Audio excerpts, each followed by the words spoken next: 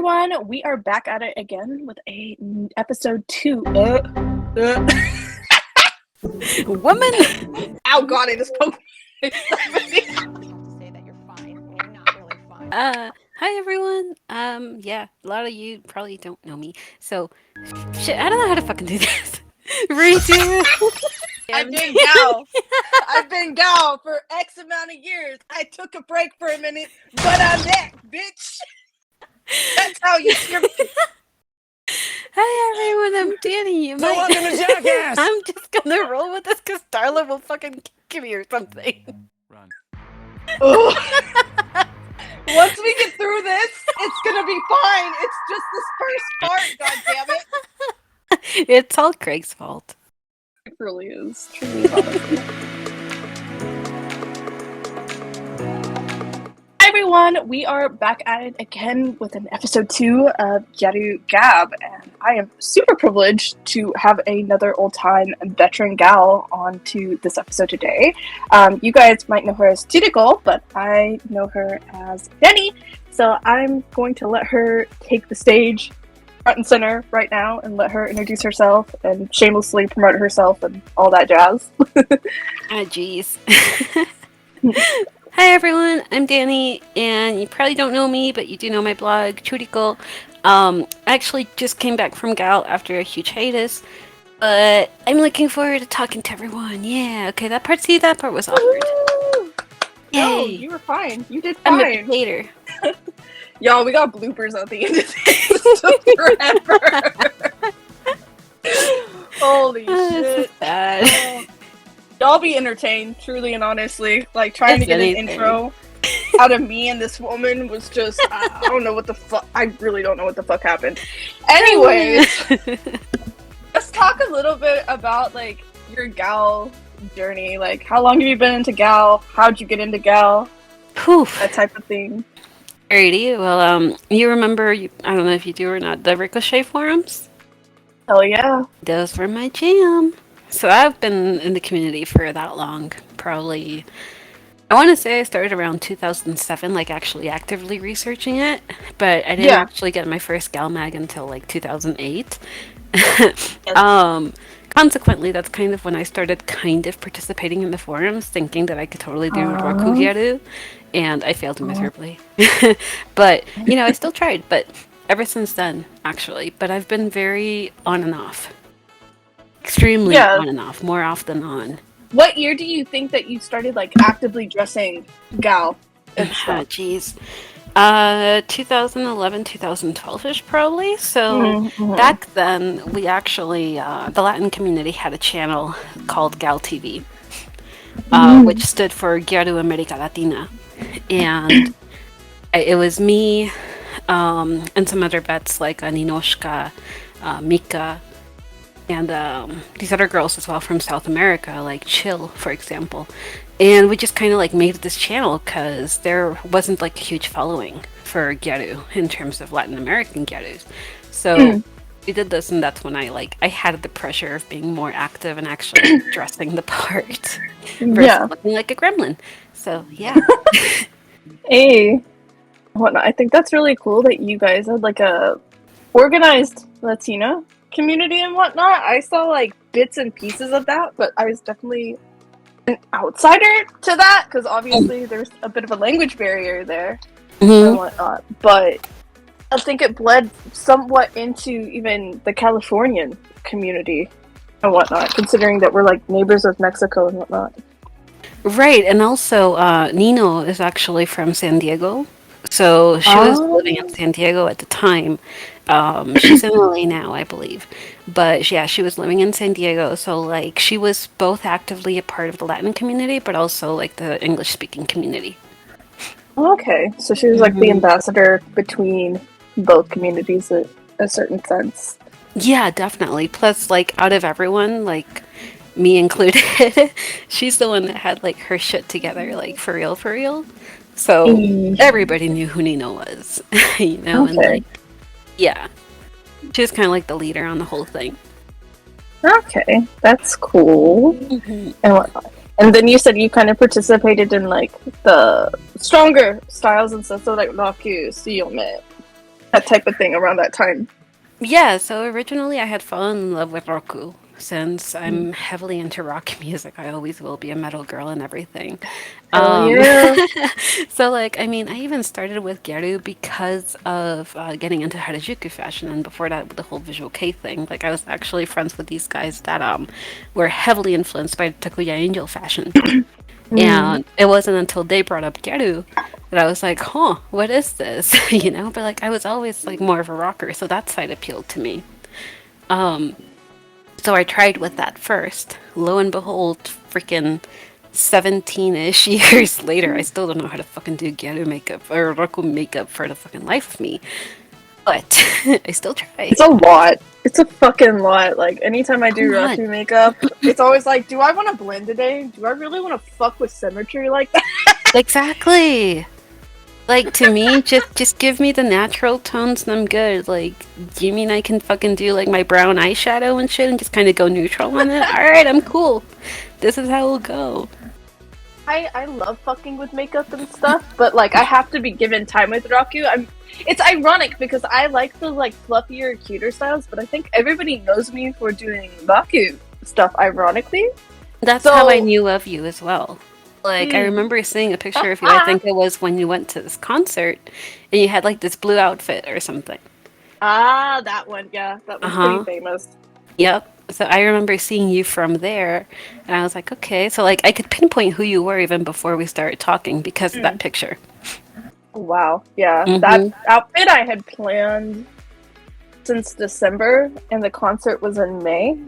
So that was a lot of, like, love being placed into the outfit and the makeup and the hair and everything. It was really fun. I mean, my titties were to my neck in that outfit, but like, it was a good time and stuff. And yeah, it's crazy how people remember me from that like one photo. But after that, I did like a ton of agajo and other things. I actually don't do Raku as often as people assumed that I did. So yeah, I get what you mean by like Raku and all of that being a lot of effort, because most of the time I don't do it, but for some reason that's what I'm known for. And like, same as with you with like Tsuyome, like I just associate you with like Tsuyome. I actually love Diaspec so much. That's always going to be my favorite brand, no matter what. So consequently, I bought a shit ton of Diaspec for that reason, and I would try to go heavier on that. I like the extraness of it, but like fully Tsuyome, I don't even think I could call myself that. Like, if anything, the one style that I've been kind of sort of loyal to, I guess you could say, is the Ora Ora one. Like, I heavily shift between Anegal and Oragal. Yes, I can see that. And it's a lot lower maintenance, I guess you could say. Much. And stuff, so it's easier for you to do. That's like the one style that I haven't really fully ever delved into and stuff, which is ironic because I actually, similarly to you, like I like car stuff. Little do people know that I like car stuff. Like I know about the Lamborghini Bosozoku and like Team Ninja and Liberty Walk and all of that. I know about the Lux car stuff. I think you know more about like the actual Bosozoku stuff more than I do. Yeah, like I remember we were talking about this actually, and yeah, you're definitely more of like the car girl, and then over here like some of the cars, but like I'm looking at the old ass shit, you know, like the fucking old ass modified Surus, and like the fucking bikes and everything, like fucking deck the fuck out. Even I will go into the Decotora for that reason, but like cars not so much. It's always the gangs thing that like gets me, and I think that's actually what attracted me into Ora Ora, to be specific, because like the Yankee culture and everything, like I've always it's been a part of my life, not necessarily like as a gang member or anything like that. No. But like, I mean, shit, I remember one of my best friends from like way fucking back, right? Like she was a fucking Southsider. So like fucking Southside culture and everything like that, fucking sureños and shit, like that's always been a part of my life. So then, you know, here I go fucking seeing like Japanese cholos and all this other fucking shit. And then the Ora Ora Yankees and shit. And I'm like, yo, I'm right at home. That's so cool. And whatnot, is there any particular like, I guess, bike owners or that type of thing, like in terms of Instagram, that you like, that like you'd like to share with everyone else? Oh my A god, place there you're looking out is. for? Yeah, I actually have my Instagram open for this, ironically. And this guy just like started giving me like spam likes, so like he's one of my favorites. There's this guy, SS250 Nori, like 250. And he's got like some really, really cool ass fucking bikes, and he's always taking videos of him and his crew. I'm assuming it's his crew. And they're all like fucking going out, doing like all these rides and shit. So like it's pretty cool. And there is this guy as well that I follow. His Instagram is King Kazuhisa. And him as well. He also posts a lot of his bikes and everything, and with his crew and whatnot. So he's also pretty cool. Outside of that, Gyaru. Give us yeah. Gyaru. Outside of that, there is this drift girl. I've given you her thing before. Yes. I can't fucking remember what her thing is. But you know who I'm talking about. I think it's Yoru Yuda Yeah. or some shit. Ah, Yura Momo.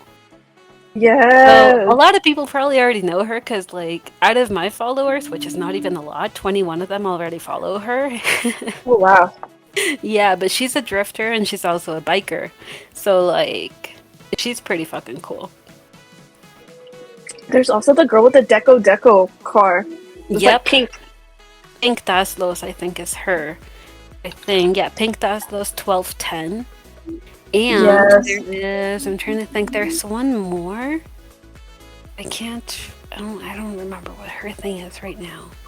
There's the girl that's a mechanic. There's this girl, Sachibi Tommy is what she was going as, and now she's just Sat _0203. She's also into cars and motorcycles as well, but she seems to have deleted a lot of her shit, to be honest. Oh wow. Welp. I think those are the only ones that I can like think of at the top of my head. But like, yeah, if we're not talking Gyaru, like those two bikers, for sure. So y'all got your soul sister gal right here. Like, hell yeah. I feel like you and Calypso would get along in that sense too, because I follow a lot of soul sister stuff, car stuff in that sense. Shout out to Calypso. Hey you, come on to Gal Gab so we can bitch about cars more. Seriously, you gotta make a car series. We do. That would be fun, though. I mean, I don't know shit about cars. I just like what they look like. I'm filthy fucking casual, but I like looking at Pretty them. much the same. Like, don't ask me the make or model or number of the car. Like, I know what a Skyline looks like, but that's just because the taillights are very like distinct on it. But I can kind of see a little bit only because of the bike that I have now. Like I'm kind of forced to understand a little bit more about motorcycles, but like outside of that, I don't fucking know shit. Like, I don't know what the fuck this thing is. Like, I just know it looks pretty. It looks pretty, and that's it. Yeah, pretty much. So I sad, just like but it's true. I like how a lot of it's like us with clothes, right? How we modify clothes and we mix and match things. I think cars are the same way, where like they mix and match parts and mod cars in a way that's very unique to them, like an outfit. I think that's what appeals us to cars like that, is we see that self-expression similarly to how we see in Gal. Yeah, exactly. I mean, just like in Gal, right? We do try to modify a lot of shit. We do try to mix things here and there where it actually makes sense. And really, for a lot of modified cars, especially the ones that look really fucking outrageous, they are really a mix and match. Oh yeah. That's what makes them unique and cool. So little do you guys know that Craig decided to shit out on me. So I have most of our conversation still here, but some of it got cut right when we were talking about how Danny and I both met through common experience because we both worked on two very big projects for the Gaijin Yale community and whatnot, and I think that's how you and I really met and bonded. Pretty much, yeah. I mean, I still remember I hit you up the moment that I saw a post about it on your end. And whatnot. But I think for you, like, despite everything, right? you told me, I think Gab-VIP, regardless of what's went on, was quite memorable and whatnot. And it showed that a Gal magazine could be done if everybody's on the same page. Obviously, you know, not everybody was on the same page and everybody had creative differences, but at the end of the day, I see segments of VIP still posted to this day by vets or baby gals alike. Hey. Yeah, so on my end, LVIP turned into something that I feel a lot of people resonated with, wanting to kind of fill in the shoes of after it was gone. And I don't know, I feel like even before your project, for example, there were already a couple that were trying really, really hard and hadn't really succeeded.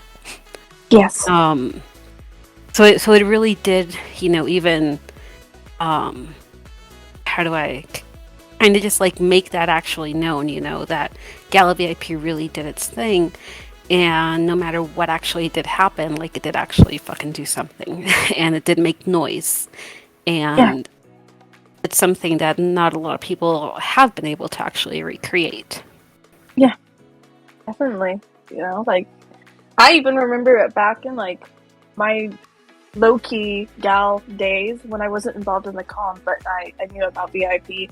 And ironically enough, you and I had a lot of mutual friends. It's really crazy that we hadn't met beforehand. There's a lot of people that you knew that I also knew, and I was like, what the fuck? You know, small ass world and stuff. So like even just from that, like I knew about bits and pieces of VIP. Like little did I know what happened with it and whatnot. But it kind of proved to me that like, hey, if everybody's on the same page and whatnot, like this is possible and whatnot, because that was kind of my dream or my goal at one point as well. But I think especially for me being the head of Papillon for a volume, I realized very early on that group work is extremely difficult, especially in different time zones and when people just have different values for something that becomes so big. It's a lot of pressure if you are the person that's higher up or the person that's in charge of, you know, being the middleman between everyone. And if things go down, it doesn't look bad particularly fully on your staff, it looks bad on the head. Exactly. Like you end up being the fallout. Yeah, it's definitely as a head, you do take the blame for everything that happens, whether it's up to you or not. And yeah, that was the case as well with my time at Gal VIP as well. Like I was comfortable with just being the behind the scenes person. And not really wanting to do anything like, you know, that puts me in the spotlight, because I already knew more spotlight meant more responsibility. But apparently, whether you're the head or not in something that big, you're going to be there no matter what, even if like you're going to get dragged into it. Yeah, definitely. I mean, for me, I was doing everything but the photo editing. Anything else, like I was writing, I was modeling, I was doing PR, I was the middleman between people trying to get their shit in on time, which, oh boy. I think fun times. I think that's the worst thing that Galcom is like bad with, is just like deadlines and time. You can be like, I need this in now, and you're just like, what the fuck happened to this person? Did they just drop off the face of the earth? Where is this thing? And that's the so thing. hard. Yeah, that's the thing. Like, unfortunately, we are already dealing with deadlines in our personal lives, right? We have like jobs, we have school, so it's like then you're adding what you have like for free time, technically, where you're not getting paid shit, and people telling you, I need this by this date. So like, you know, any technically sane person is going to prioritize and be like, all right, I'm going to go with what pays me first. Then lastly, I'll figure my shit out, right? But the problem is that a lot of us in the community, at least this is something I noticed with Gal VIP, is we'll say yes. you will tell them as the head that you need this by, I don't know, fucking Wednesday the 8th. And they'll be like, yeah, sure, no problem. And it's fucking Wednesday the 8th, and they're like, shit, I had this, this, and that, I'm sorry. Well, then don't fucking compromise yourself to fucking do it on that day.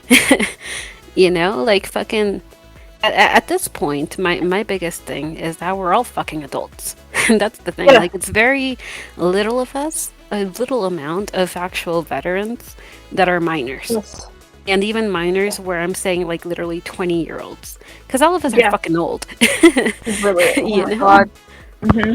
So it's like you're already a fucking adult. You already went through fucking high school. You're more than likely in college, and if you're not, you have a fucking full-time fucking job or a fucking part-time job where you have those logic sounding skills where it's like, let me go ahead and figure out my priorities. But apparently you don't fucking have that in the fucking community. I think it's communication. I really think the gal community in full has huge issues with communication and open communication. I always have said in the gal community, the most gal thing to do is say it with your chest. It really And- is.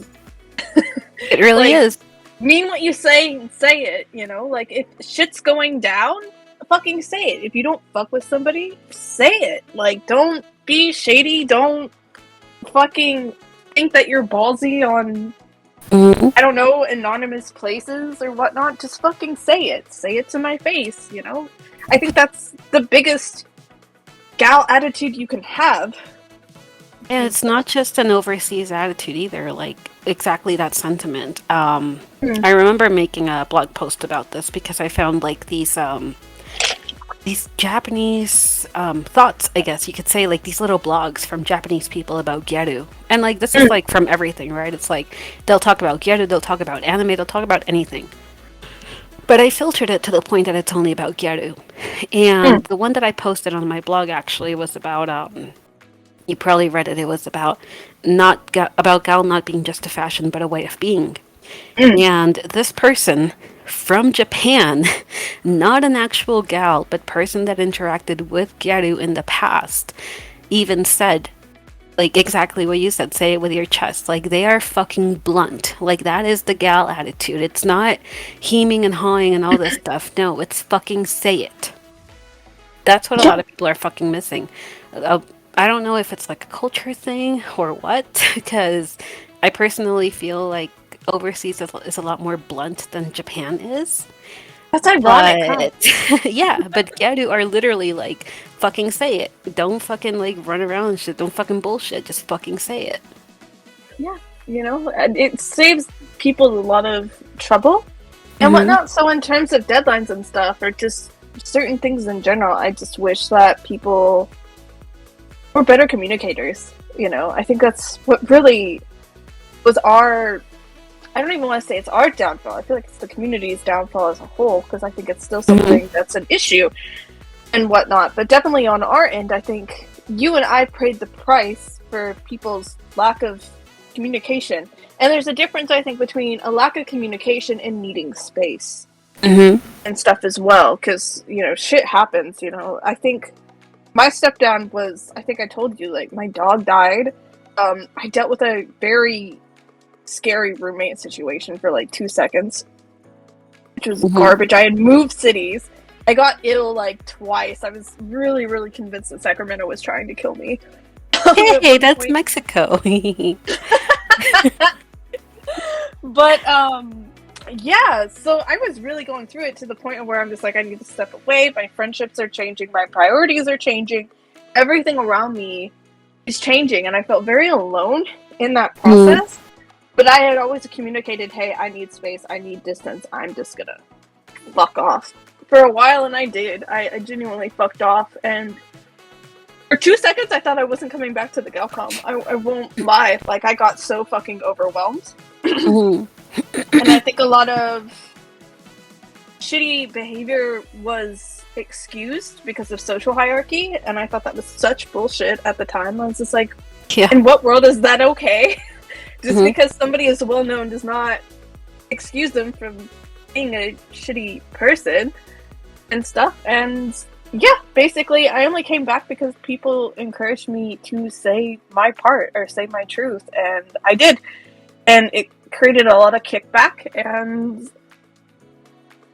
at this point, I think, I don't want to say maybe this is the last time that I'm going to talk about, like, my shared experience that you've also similarly talked about, but I feel like you and I have shared that experience to where, like, it's easy just to talk about it and clear the air, so it's eventually moved past. I don't wish anything bad on my personal project per se. It's just, you know, I'm no longer a part of it, and it was a huge responsibility, and it's a lot of pressure. And I think you definitely share the same sentiments. Anytime we talk, you're just like, yeah, it was a lot. It was fucking a lot. So here's the thing where I feel like the whoever is listening to this that has had to do with Gal VIP in a bigger extent, they're not going to let me lie on this. But I had it pretty easy. And I mean, I still had my 3 a.m. nights, 4 a.m. fucking working on the magazine, pulling fucking meetings out of my fucking ass with Japan, and trying to get shit going. You know, I definitely had a lot of pressure. I was moving a lot of things in the background, which is why I liked staying within the background. But I did have a few editors at the time, and they were doing exactly what you were doing at that time, right? They were doing the photo editing, they were doing the writing, they were doing pretty much everything while I was doing the background work and filling in for some of that same stuff. So I've always been fond of saying that there are 3 versions to a story, right? You have version number 1, which could be yours, for example. Then you have mine, and then you have the one that meets right in the fucking middle. And that's the actual truth. So how these people could have seen it could be completely different to how I saw it. But I was also really busy because I was also planning my move to Mexico. This is my second move here, and I just didn't have time anymore. The difference between you and I, and the reason why I even sent you a message to begin with, because like you and I had not connected since. Like you said, we probably knew about each other, but we never actually fucking talked. And it wasn't until I saw that post of you speaking your truth, because that was something that I did not do. And I chose to stay quiet. I chose to not start anything, to not put these girls in the ground, basically, for the shit they were saying. Because I knew what was true, right? Yeah. And I remember I had told only one close friend at that time. I told her, you're the only one that fucking knows the truth. You're the only one that has seen those receipts. Like, you were not involved, but you knew firsthand what the fuck went down. And I'm fine with that. Because as long as I know what the fuck happened, like, I don't give a shit who else does, you know? But that was me too. Unfortunately, though, what you were saying too, it comes down to a popularity thing. Yeah. And girls that were, or that felt incredibly used, or whatever you want to call it at that point, and angry that I supposedly took a project away that was originally mine. Everybody that I knew of sided with that. And that's the thing about this community, and I think about people in general, right? You hang out with somebody, you go to meets, you talk to them regularly, like on a daily basis, like you and I are doing now. Yeah. If I see that you're fighting with somebody, whose side am I going to take? Naturally, I'm going to take yours. Why? Because I interact with you, because I fuck with you, because I know how you are with me, and that's what matters. I don't give a shit if you're a snake. I don't give a shit if you're fucking lying about this and that person, you know? And that's how I feel everything really went down, because nobody cared to actually ask me. Nobody fucking messaged me. Nobody told me, hey, you need to speak up. Nope. Instead of the moment I took the thing down because I saw there was no activity anymore, I was practically shunned. At least that's how it felt. And I talk about this a little bit on my blog, but it's like I never had a reason to fucking come back or even stay within the community for that reason. Because I value loyalty above everything, you know? So, like, of course. seeing that people would literally be swayed over something as petty as that, not even ask you, just out of sheer fucking curiosity, hey, what the fuck happened? Did you really do this? Like, not even that. I was like, why is it even worth it for me? I think you and I did opposite things that we wish we would have done. Like, for you, this was your baby, so you took your baby with you. I didn't. I was like, I don't want to be spiteful like that. I'll just hand it over, because I felt like I was being pressured to hand it over anyway. Nobody wanted me to be a part of it at one point. And I was just like, you know what? Like, they don't want me to be a part of this. But I didn't take it with me. Yeah. And I almost wish I took it with me, because I feel like, as I said in my blog post, it hurt people unintentionally or intentionally. I don't know. Everything's about intention. Of course. But I let it continue on, you know, because I knew it meant so much to other people that I was like, okay, but I wish I took it with me. I wish I had pulled a you, whereas you wish that you did what I did and spoke my truth, you know, because that was the thing. I was willing to be a villain to a certain extent. I was like, I don't care as long as everybody gets what they want. Like, I don't care. Like, I'm not getting what I want, but I'm one person. You know, like, this isn't important to me to the extent of where I have to take it with me. You know, like, yes, this has been in my head for years and stuff, but, like, I'm okay parting with it in a certain sense. Or I was at the time. Now, am I? No. But eventually I did have to speak my truth and say my side, because so many things had gotten warped, and so many other shit that went beyond the magazine was being said that I was just like, okay, you know what? I'm not going to say names, but I'm just going to put everything out on the table and just say it as it is. And you said that you wish that you had done that. So I think we both kind of had opposite, I don't want to say opposite reactions, but we both did things that we both each wish that we did.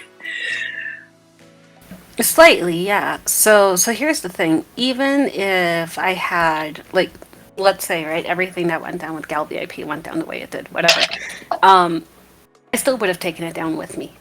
And one, not necessarily because it was my baby, but I flat out told these people, right? I fucking told them, or at least one of them, because they did not want anything to do with me. The one that I was still kind of okay with, and that was kind of like being the mediator, I told her, I'm okay with stepping down as long as they continue it, as long as they put the same effort that they had always put in. And they didn't. And I saw that it was inactive. And I saw people questioning why it was inactive. Because we were already, like, not necessarily regular, but we still fucking strived to be, you know? Even if I was under command, we still fucking strived. Even they had this small period where they still strived. Like, they were able to pull out an edition, I think even, like, a complete one and a digital, more compressed one at that time after I left. So I knew at that time that it was in good hands. I didn't care. I was okay partying with it. The moment that I took it away was because I saw that there was no more activity. And I flat out told this person, you guys aren't doing shit to it. I told you that I would give it to you. Under that condition. You're not fucking doing it. At least give me the controls back so I can remove the fucking page. Like, I'll just fucking unpublish it and we're fine. And that's when all hell broke loose. Yeah, you just basically didn't want it to be held hostage. Yeah. So people who weren't doing things with it, you at least wanted it to, you know, be active if you were going to leave it, you know, like, which is understandable. Just give it a proper burial or some shit, like, at that point, you know? Like, I didn't care to be a part of it anymore. It had already run a huge part of my life and run me so fucking dry that I didn't care for it anymore, you know? I just let it go, let it be in peace, let it fucking die with fucking dignity right now before it just keeps being a fucking ghost page, like, whatever dignity is left. But no. And that's where all hell fucking broke loose. That I took it away, that I did this, that I did that, blah, blah, blah, blah, blah. That's like, I chose not to speak about it because I didn't want to continue the drama. I didn't care. I didn't have people, friends, whatever you call them. I didn't have those people telling me speak up. And I didn't at first either. Motivator. I'm leaving this gal's name out just because for the sake of privacy, because we're talking about controversial things, but she came to me and whatnot and told me everything that was going on, and I'm quite grateful for her, because if it weren't for her, you know, I wouldn't have came back to the gal community. I wouldn't have, you know, reconnected with people who thought I hated them and I didn't hate them and stuff. I was like, no, like, I was option for y'all from the Yeah, beginning. that's what I'm telling you. What I'm And telling stuff. you, it's like fucking people will be like, oh, well, on my end, for example, right? I feel like I got shunned by the community, and that's probably not even the fucking case, right? But Yeah. who fucking knows? Because we're all over here playing he said, she said. Yeah, exactly. You know, it took me going to that person who thought that I hated them and just saying it with my chest and being like, hey, here's the truth. Here's everything. You know, I don't hate you. Whoever said that is full of it and stuff. And I heard this from X, Y, and Z, and this is the truth. Here is everything I have. And now me and that person are on speaking terms again. We talk again, and I'm so grateful that the person that was in the middle of that told me something to start with. Like, I'll forever be grateful for that. You know, It's like, awesome. thank you for doing that.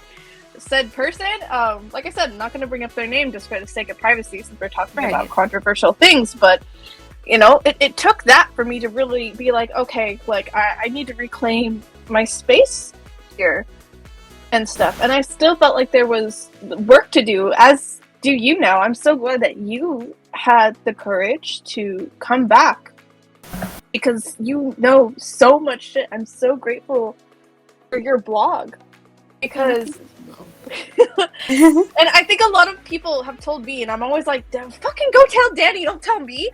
Fucking tell me, that's like the biggest fucking motivator. Jesus Christ, people. Because, like, I think for a lot of us, we relied on Universal Doll and Mitsu for a lot of our in real-time information. And of course, there's not as much real-time information now. But now I feel like you were filling in the shoes of Mitsu Universal Doll in that sense that you're such a historian and you're talking about a lot of Gal history that has kind of gotten lost.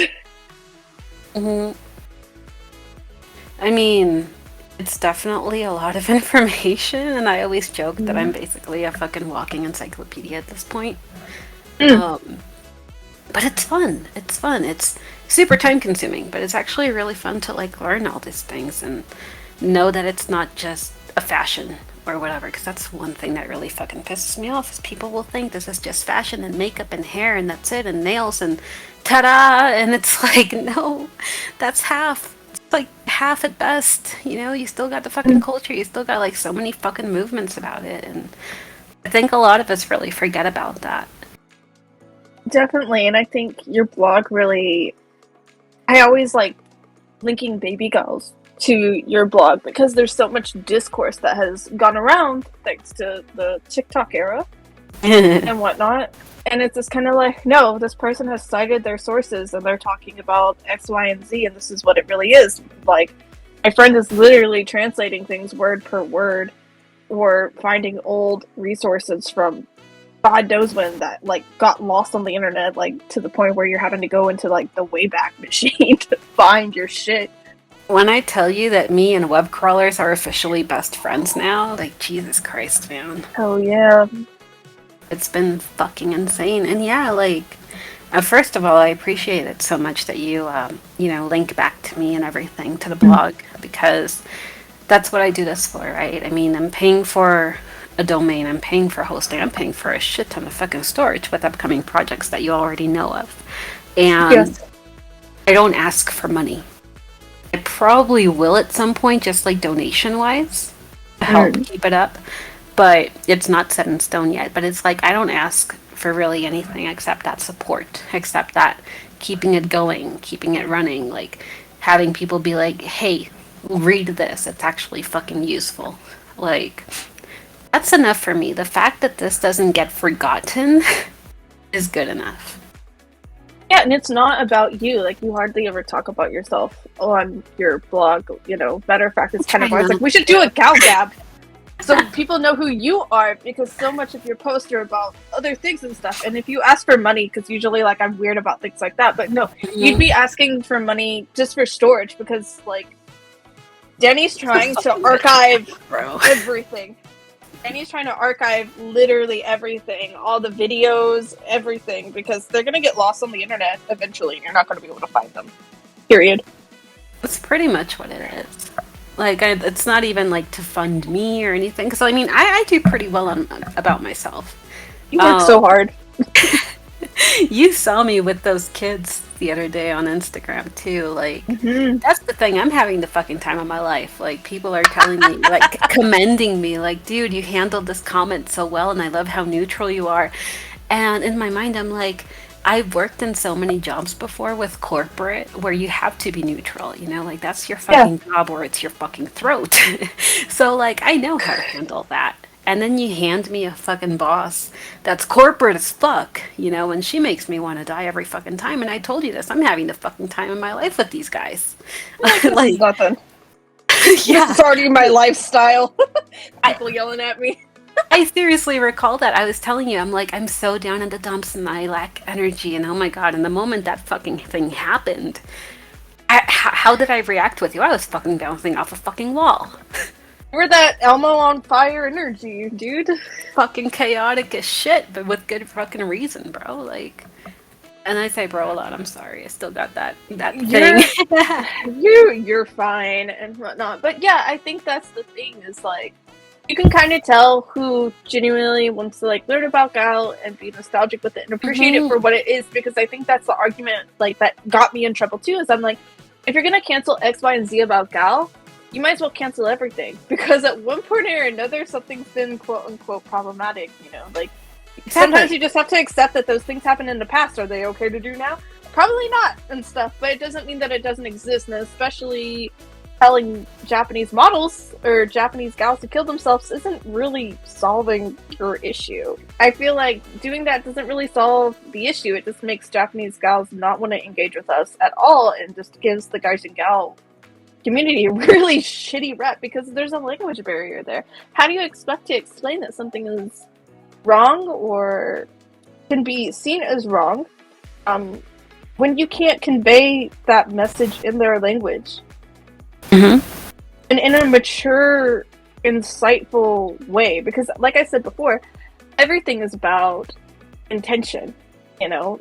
I don't think anything's done with harm kept in mind or mocking or anything like that, you know? If that were the case, I don't think a lot of us would even participate in this style. I think it's just, like I said, this lifestyle and this fashion just really gets lost in translation because there's been so much misinformation spread around, and I mean that's why Danny's here. This is why I'm here, to kind of clear that up. But like I said, you have to come into Gal with a very open mind, because yeah, there are some things where you're just like, what the fuck is this? But then when you realize the era of time it's in and how people have grown and how Gal has changed, you realize that that doesn't really go on anymore and stuff. So it's not the fact that we're saying like it's okay per se. We're just saying this was a part of its culture, and we're not going to just be like, yeah, just cancel the entire beginning of Gyaru history, because without those pieces of history, none of what we have now would exist. Let's be real. So that's the thing, right? There is so much of a lack of education, especially with the aspiring gals, and mainly the ones that are in it for good reason and the ones that are just in it for clout, right? Yeah. I'm willing to bet, and this is not necessarily to talk shit, but I'm willing to bet on an educational level, the ones that are so enamored by Mars and the Gijo style and everything, they don't know that a Gijo is a brand or a style that was really catering to the Kabajos, which come from the nightlife workers. Exactly. Nightlife workers. And the moment that they will, they're going to be like, wait, what the hell? You know, and it's the same thing when fucking that post blew up about fucking Ganguro. Same thing, we're not going to pretend that shit didn't happen. And we're also not going to pretend that this is not where all of these other substyles came from. Because, hello, this is the original. You know? Yeah. It's like, a lot of people don't want to keep themselves informed. And a lot of people, like I said, they're just in it for the clout, they're just in it for that, and they don't care, they don't want to know outside of that. But it's such an interesting freaking subculture, it's a movement, it's filled with so much history that it's seriously overwhelming. 80s garage dads unite. 80s dad supremacy. We say that we're like 80s garage dads because we're just like back in my day, but like for real back in our day, because like I think with the kids now, they're so used to instant gratification. They're so used to their follower counts and everything, and just instantaneously being able to buy clothes. Whereas for us, importing and all that was extremely difficult like 10, 15 years ago. Like, it was expensive. Like, it's expensive now, but it was actually more expensive back then and a lot harder to do. So we just cling on to anything we could find on the internet, and it would almost force us to do our research, because otherwise we didn't have much to work with or much to like go off of. Like, at most you were lucky to have a Kinokuniya near you and could buy the magazines in real time. Like, I was extremely privileged to do that, because not everybody was able to do that. You know, most people had to import and pay like triple the price for a magazine. I didn't have to worry about that. But that's the thing. Like, I clung on to that because I couldn't just Gyaru until much later in my life. And I think that's the thing too. Gyaru are getting younger and younger and younger. I'm seeing 14-year-olds in Gyaru, seeing, you know, like, I know there were high schoolers that were Gyaru back in the day, but most people had to wait until they got their first little job to really be able to afford to buy the makeup and do all of those things, because it was expensive, even, like, more expensive than it was back then. And it shows how accessible Gyaru has even gotten, to where middle schoolers and really young high schoolers can just easily access this fashion compared to before. And listen, that was the case then, and it was the case in Japan back then too. I remember seeing a lot of posts from Japanese people saying that they were in high school and they couldn't fucking afford brand, you know, so they had to get jobs. And it was the same thing with us. So back then, and, you know, up until when we were young, God, that hurt. You know, like, yeah, it was a fucking struggle. Versus now, like, circumstances are definitely a lot easier, potentially. And kids now are a lot more resourceful, which is oddly ironic, because for the resourcefulness that they do have, they don't actually take full advantage of it. Yeah. But again, like, I saw Shein and I was like, what the fuck? Like, so much of this stuff, I'm shocked even the new egg isn't using this stuff. Like, I've never seen, I don't want to say Western brands because Shein's technically from China, but I've never seen Gao be more accessible without buying brand than I have now. on that end, can I just pull one of the little kids' mindsets here and just pretend that Reiwa Gyaru is not a thing and doesn't exist, and maybe it'll go away? Because I cannot. I seriously can't. Reiwa Gyaru is, I mean, I know that commercially all fashions have to evolve. Yes. But did they really have to evolve into this?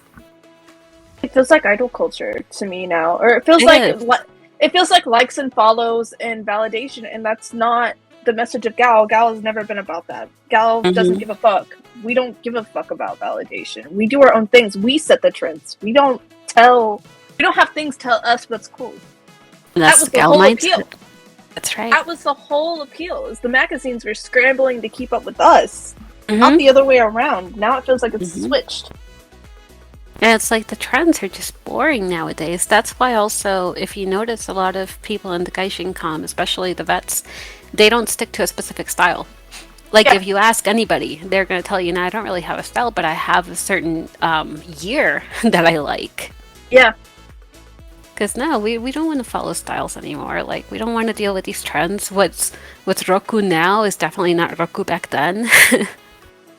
Now these kids are like into Hot Topic emo. I don't even know, like, I don't even think we dressed this way even in the Hot Topic days. I don't know how to explain how these kids dress now. It's really interesting, and like, there'll be pieces from the early 2000s. I'll be like, yeah, we wore that, but we didn't wear it that way. Like, that's not cohesive to me. Why is that paired with that? Like, I get what you're trying to do, but we didn't wear it that way, for sure. Which is like really strange to me, in the sense that they repost a lot of Y2K or early 2000s outfits, and they'll be like, oh, I'm doing this, and I'm like, yeah, you have this piece and that piece, but that's not how we wore it. So it's kind of strange to me how all these kids, and it's not to knock on kids, I know not all of you are bad, it's just something that I noticed. All these kids want to knock on Gyaru or the early 2000s, but then they want to take from that. They want to be that at the same time, and I'm like, how can you not respect the things that you want to be? I don't get it. It cannot compute as an old lady over here. I don't know. Maybe that's a controversial take, but pay respects to the things that came before you, because without those things, you wouldn't have what you have. 80s dad supremacy says respect your fucking elders. See, that's the thing, right? So yeah, we are officially at that age where we're saying respect your fucking elders, Starla.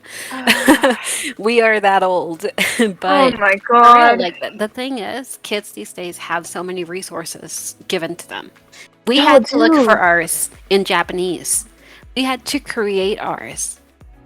Like, there weren't actual overseas articles on how Japanese gyaru were, on what life as in a fucking Ibiza was like. Yeah. Nothing. We had nothing. We had to look for that. And now, if you did not buy your circle lenses from a back alley beauty store for $5, did you really live? Okay. like, yeah, and now you have so many resources where it's like, bro, like, please just buy that online. And I'm like, I didn't know what that was back then. And they still fucking do that, by the way. Or at least Mexico still fucking does. You can still get circle lenses at the fucking market in these little aluminum foil type looking shits. And I'm just like, oh god, I'm gonna murder my eyes at this point. I'm gonna get eye cancer. Basically. Like, what the fuck? It's probably why I'm legally blind. Don't do that. Respect your elders, but don't do some stupid shit we did. But honestly, that's like the shit that we had to go through to like do this stuff. Like, I'd buy like circle lenses for like $5 to $10 from like these beauty stores that hardly anyone knew about unless you knew about them. And then all my clothes would be like not replica Liz Lisa per se, but they were usually Chinese and Korean owned stores that catered to like Asian fashion, especially like in I want to say like almost like a Hong Kong sense, because I feel like China kind of did have like a gal era for 2 seconds. Otherwise, they wouldn't have had a Liz Lisa over there. But yeah, like I'd get a lot of my clothes from there. I wasn't buying brand until much later, until I had my first job. Now that you mention that, if I'm right, I believe there is a Shibuya 109 in Singapore. Still. I wouldn't be shocked. Oh, really? Is that still there? I think so, yeah. I'm almost certain that it still is around. And wow. I'm over here, like, even Singapore has a Shibuya 109. Like, US couldn't get a hold of that? You're trying to tell me that the people that copy fashion trends the most couldn't get a hold of it? I'm not shocked, though. Honestly, there was never... No, totally not. Like, I think that, like, California would have been where they would have aimed for, but there was never a strong gal presence fully in California like that. I know Diamond Galsa and whatnot existed, and there were people who were into Gyaru, but they were trend hopping, is what I'm saying. So when Gyaru was big, they were trend hopping, and then they got onto K-pop, and then they got into like the Instagram baddie. So they're always like literally shape shifting and stuff. And I feel like we're kind of going through that again with Gyaru, where people kind of trend hop and stuff. We've seen this before. We've definitely seen this before. Just it's in a very different, I don't want to say intrusive way, but kind of. Beforehand, when people trend hopped and whatnot, nobody cared what anybody else was doing. Like, vets and stuff weren't harassed. People just kind of did their own thing. Now, people police everything you do. But yeah, there's people who kind of trend hopped in Gyal, but very few of us consistently stayed and was like, this is what I'm doing, regardless of what's cool or trendy you're in. Right. And stuff. And I think that's why there was never a 109 in California, is because there was never like a full ass demand for things like that. There's never really been one. And now that there is a demand, we don't have supply. Yeah, no. So, just creates a whole lot of chaos when it comes to that. Isn't that wild how, like, Gal's gotten so big? Like, even in Korea, they're very interested in Gyaru right now. Korean bloggers and stuff, like mainly high schoolers and whatnot, which is how the tables have turned. I think it's ironic because here's Japan very obsessed with K-pop and Korea and the Hallyu wave, And Korea's like, oh, Cecile McBee, and we're just like, what the fuck? Exactly. So like Japan is What? following Korea, but Korea is following Japan. So where is this going to go? So there's a bunch of international interest because obviously we have the Guys and Gal community over here, and we have a bunch of stuff hopping on to even like TikTok and whatnot. But there's no supply for this interest, and Japan has no interest in Gal whatsoever. They have it, but not in the sense that we want. Yeah. So Gal is being commercialized to no fucking end, especially in jobs in corporates, where they are now applying the Gal mind, and people that are not necessarily into Gyaru are now like, oh, okay, like I hadn't given them a chance, but now this is pretty cool. So it's being capitalized in that way. Definitely not in the way that we would like to see it in, and definitely not enough for it to actually make such a comeback where we're going to see brands. Yeah, definitely not, especially with the economy and COVID and just... I don't think we'll have another era like that ever. Like, it's maybe pessimistic of me to say, but I don't see Dia-style clothes or bars or any, like, old as Lisa, none of that coming back, ever. Maybe, like, when we're, like, 60, but... not in where we can fully participate. Nah, hell again. no. You better believe I'm gonna be fucking 65 years old and I'm gonna be fucking trying to fit into my Dia-spec tops. Fuck you, me. Holy shit! Okay, you heard it from Danny. Go check back in like 30 years. If Danny's still wearing Dia. I'm gonna have fucking wigs and shit to fucking do my hair, because almost everything's gonna be falling out by then. Right? Oh my god. Let me get my hands on some Priscilla wigs. Hold on. If they're still around by then, it might be something else by then. But yeah, I think I don't see it coming back in that way ever. I think that it's so funny because that's the era that people were really wanting to take from. So it's a very passing ships in the night type of thing. And I feel bad for the kids because we anticipated brands coming out with stuff. We were always like, what are they going to do next? What's going to debut in the newest egg? What's going to debut in the newest Ageha and Pop Teen? Like, we wanted to know what collections for each season looked like. We didn't even want to be behind on trend at that point. Like, we, in the Gal community, had our own trend set. You know, there were people who were using Gal as a trend, whereas Gals were focusing in on actual trends adjacent with Gal and not leaving. But that's the thing. Now, there is no trend to follow. You know, there's no trend hopping. There's no fear of wanting to be behind. If anything, everybody wants to be behind. Now, is the irony of that. So, like, the quote-unquote advantage here is that retro is in. Yeah. And we have that 20-year rule where every 20 years something comes back, right? And I call it a fucking curse at this point. But, point being, you know, it comes back, which means that the fashions that we were in 20 years ago, dating myself here, are finally back. So, like, this is, like, the prime time for fucking Ganguro fashions, for example. Because, fucking OGs, right? But, so here's the thing, and this is what pisses me off. The US has such a melting pot of cultures where I've seen this, especially with the Latin American culture, with the Chicano culture. There are brands that cater specifically to people dressing in Chicano style.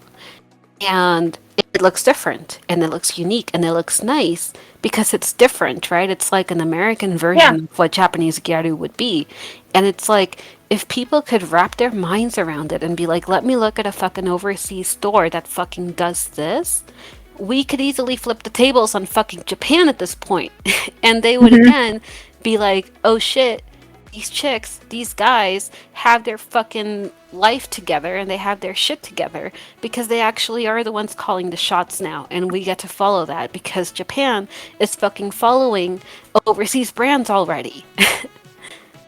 That's, I mean, I hate to bring Papillon back into this, but that's what I thought Papillon was about to do for a minute. And they did not take advantage of it. They're fucking same. That's what Yeah. pisses me off. It's like these people have this fucking power to do so as a fucking influencer, because that's the era that we're in right now with influencers. A lot of the people that have 6,000 followers, 10,000 followers, 20,000, 1 million, whatever the fuck, they have that power to call the fucking shots, and they're not fucking doing it. We could have easily our own version of Alba. Because the Alba was never a Gal brand, ever. It just happened to Alba be fucking made. hated Gyaru. Yeah. And yet people fucking worship it. The newbies all fucking get Alba coats without fucking realizing that Alba did everything in their power to keep them away from Gyaru. Yeah, Alba did not like Gyaru. It was never intended to be that and stuff. Hate to burst y'all's bubble who didn't know that, but that's the truth and stuff. And I mean, at that point, you could make a lot of different, even US brands. Like at one point, I don't know about now because I haven't looked at Guess clothing in a while and stuff, but like at one point I was like, holy shit, like you could make Guess Gyaru. You could do that off of pretty much any surf brand. Like, I mean, Japan, Roxy. especially for that time, Roxy was in. Roxy still exists in Japan. They still have a flagship store, last I remember, on Cat Street. It's still relevant here. It's just people don't fucking pay attention to it. Yeah, you know, that's the thing. I feel like we could have our own researchers. Yeah, you know. We could. But, I mean, just nobody really gets it. Yeah. Like, I know, like, for instance, God, like, certain brands that you and I grew up with in the US. I'm not going to say them. But, end up on Depop really quick. But, there's certain ones that used to exist that I'd be like, man, like, we had a lot of surf brands way back in the day and stuff. I think Roxy is, like, the only one that's still kind of a thing, yeah? Primarily as far as that goes, and that's because I really, really, really, really like them. Roxy, Billabong, and Volcom. Those are the top three ones, and even then they're hit and miss. Okay, yeah, I had a feeling, especially like with Billabong, that's the one I immediately thought of. I didn't know they were still around. The more you know.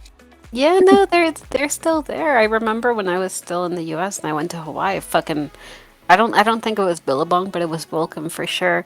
There was this surfer that actually got a collection with them. I think her name is Coco. Wow.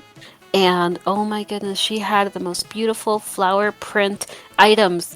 And when I tell you that I jumped on a romper and a top so fucking fast in my life, like, I got that, and I got this backpack that I don't fucking have it here. It's in the other house, but it's a tropical hibiscus looking like fucking backpack, and it's collapsible and it's fucking gorgeous, and it's got the same fucking like me Jane-ish colors and everything. When I tell you that again, I fucking jumped on that so fast because guess what? It wasn't at the fucking store. It was fucking sold out. I had to trace it all the way to another fucking store that was kind of sort of selling it. I had to go to fucking Dick's, Outdoor, whatever the shit. The sporting goods store. Yep. I had to get it from there. And even then, it was like an actual online delivery. Yeah. That's amazing. And I think the thing is that, like, even, like, okay, like, not that it's necessarily a Gyaru brand, but, like, it's one of those, like, kawaii brands that I can see being used kind of like this other Pop Teen K brand, Tokidoki, could easily be used because of the mascots and stuff. Easily. I'm shocked nobody's hopped on Tokidoki yet, because Tokidoki still exists. And Tokidoki could easily. It really could, just like you said. It's got really cute graphic tees. There's the bags and everything as well. Especially if we're looking for, like, active mascots or really, like, cute shit. Anything, like, colorful, like, Tokidoki has it. I know, would you compare it maybe to Hade? Actually, yeah, because there's one brand that I'm like biting my tongue and I'm just bleeding on the floor here for not saying it, but it screams Hade. Okay. There's a couple other where I'm just like, okay, and like even like for instance, I know like a lot of people know Kuma Kuma. I'm just gonna say Kuma Kuma. Like that's a mascot and whatnot. So I feel like in America, like Adios and Sao Sao, who are the Tokidoki characters, could easily be our version of like Kuma Kuma. Because they're all in clothing and accessories and everything. Yeah, exactly. I mean, So it's just for about any style, I think.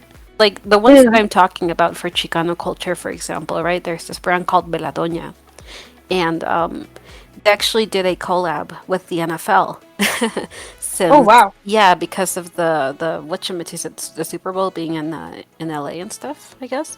Okay. Yeah, so they did their collab, right? So they got these amazing fucking Raiders jackets.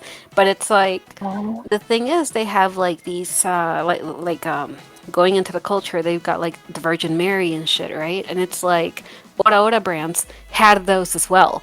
So it's like we can easily get Yeah. a lot of the styles that and fashions that are basically defunct, completely extinct. We can get those in the US. Or have an equivalent that's like not exactly there per se, but like works.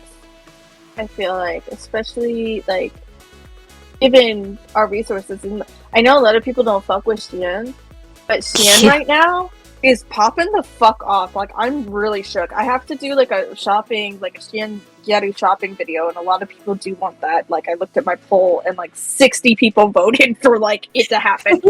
I was like, holy fuck, you know. So I guess I'm doing a Shein shopping video, but you guys, oh my god, like I've never seen Shein look more old school than now. Like if you wanted to do like old school Gyaru without maybe excessively tanning, but just tanning enough to get like your nose highlight or your highlights popping, and doing like the ganguro style makeup. And I know like a lot of people say that word is controversial, but what I mean by ganguro style makeup isn't necessarily the tan part, it's the eye makeup.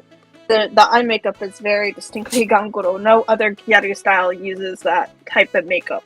How dare you say the G word? Oh, Who do you think you are? I'm but sorry, when but it that's comes- like my other bone to pick. Like, how the fuck are you gonna make a word fucking taboo at this point? Like, uh,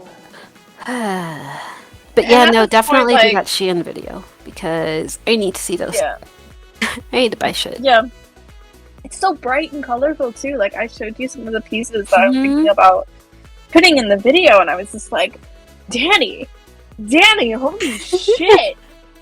The What ones you the showed me, fuck? exactly. No, yeah, like I am not for Shein. I actually don't like fast fashion. I try to stay away from it as much as I can because I don't want to support it ethically.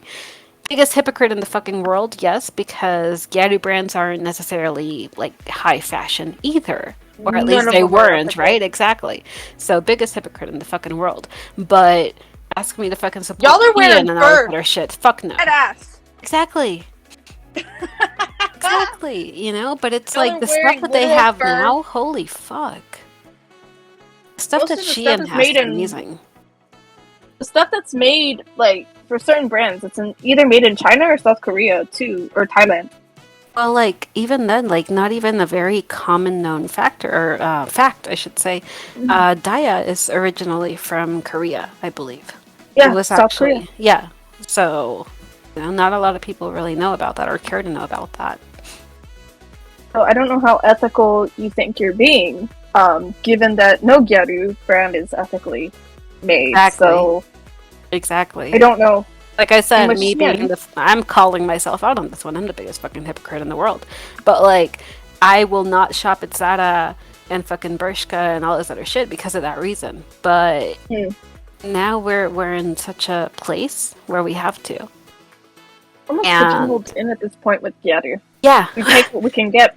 we really have no choice at this point, and it's okay. I mean, not a lot of us. I mean, even myself, not a lot of us can actually afford fucking like, I don't know, big brands, right? Like, Balmain. I'm butchering that name because that's not how you fucking say it. But Come on. Yeah. yes, thank you. You know, you can't afford a fucking $1,000 dress, Yeah. and that's being generous. That's like it being on sale. So I think you that's the kind of problem, resort to it. too. You resort to fast fashion. Well, not only that, but I feel like also that's a problem with a lot of these new Gyaru things. Like how many of us can afford Balenciaga and stuff? Exactly. I remember back in the day, it was just the bags and accessories, which are very expensive, but like that's more attainable. But now it's full on shoes and full on outfits using Gucci and Louis Vuitton and all this, and I'm like, I definitely can't afford that. I could barely afford a bag or an accessory.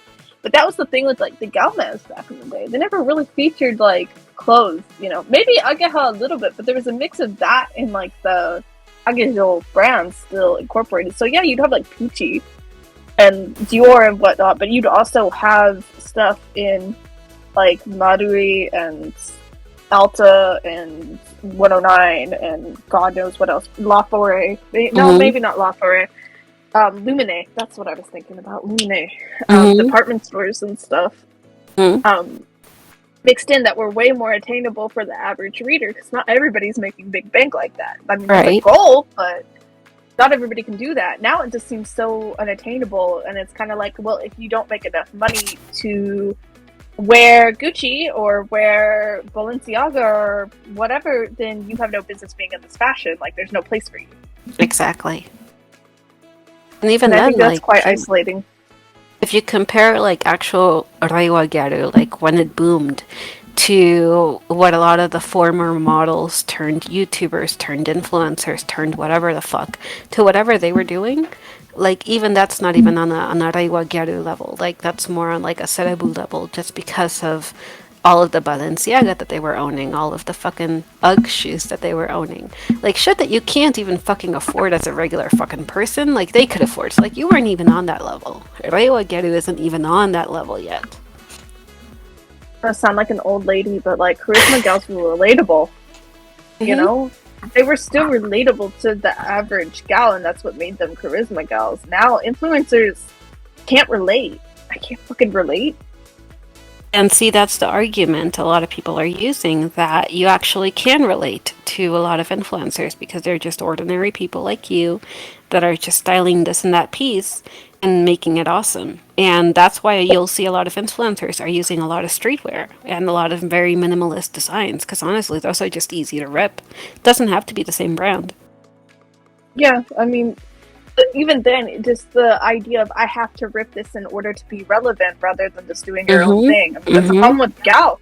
I can care less if you have a rip-off Supreme thing. It's already sending the message of, I care. You know, and gals don't care. Like, I don't know. Like, it's a very weird environment that we're in terms of gal, at least for me. There's a weird environment for the kids. Like, I feel bad for a lot of the kids just in the sense that, like I said, there's not a lot of relatability there when it comes to a lot of the models. I mean, most of the kids don't even know who the models are. I did see today this baby gal have an ecosystem, and she went and talked about models, and I got so excited because I was like, oh my god, finally, this is what I want to see. Because most baby gals don't care about models like that. 80s dads rejoice. Most of them share pictures of like Sakurina or Himina or whatever, but they don't know who Sakurina and Himina are, even though they show up a ton. And stuff, and it's so depressing. I'm just like, y'all want to follow this style, you should probably follow the model because they dress like that a lot. Like, don't follow sub-styles, follow the model, follow a year, look through a magazine, look through a blog. That's really what's going to help you. I think for sure follow the year. Model, I don't even know anymore at this point. Yeah, because if you follow Sakurina now, you'd be confused as fuck. A lot of the Heisei Gyaru models that we followed are just not even... They're not there anymore.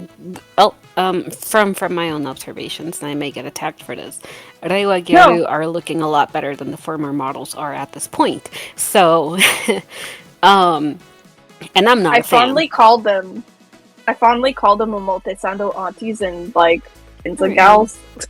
Yeah, no, at this point, that's what they are. When I tell you that I was telling you about this, but when I saw one that was former Pop Teen, former Jelly, and she looks nothing like it, and I'm just like, what happened to you? Like seriously. Yeah. It's like, you know, it's fine. Like they're happy with their thing and whatever the shit. That's awesome. Not gonna knock them, but it's like, yeah, definitely don't follow the models for that reason. But if you are gonna follow the years, for sure follow them at that time. But now, no, don't do that because that's not Gyaru. Yeah, it's like the confusion with Pop Teen when people still think it's gal, and I'm like, no, Pop Teen isn't gal. Like after 2012. Yeah, around that. Or something. It's like the only one that really like held on for dear life was Old Egg, and that was up until what, 2014. You have the edition. Yeah, I flipped through it yesterday with another gal, and they were like, "Holy shit" about it, and I'm like, "Yeah, I lived through this, dude. This was the apocalypse. Yeah. You weren't here for this, but it was a wild time. I'm almost glad you weren't here for this, but then at the same time, I wish you were here for this because it really did change your perception of gal around that time. I don't know how you felt about it, but it felt like the fucking apocalypse because Egg was dying, Ageha was dying, fucking. It was a confusing ass time. For me, like, it really happened towards end of 2011, approximately. That's when I started seeing like a huge decrease. And I was like, shit's gonna go down. And then all of a sudden, everyone starts dropping like fucking flies. It was bad. Yeah. Those were really dark times for Gyaru. And I think that's a huge differentiating factor for what the veterans feel with Gyaru versus what the new ones do. Whether you're new in the community, like to really be in it, or like just as a passing phase, like I feel like there's a huge disconnect for that because we've seen things. We've seen things. We've been a part of things. I mean, shit. When the brands came into the U.S., for example, when they brought people in from Europe to Japan to headquarters, like we've been a part of that history, you know, and like unfortunately the new kids, they don't get to be a part of that. So I feel like maybe we're a bit more critical in that sense, where it's like, how dare you touch the thing that I love because I know you're just gonna throw it the fuck away, or you're gonna do something but you're not gonna love it in the same way that I will.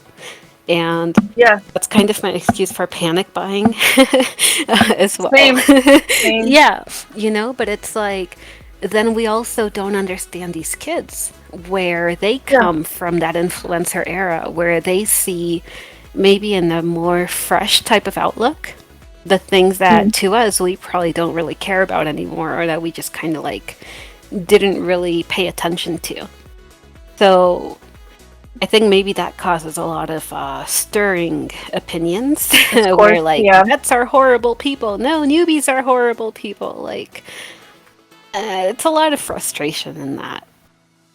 I don't think vets mean harm and whatnot. I think it's just the fact that like we have war stories, literal fucking war stories.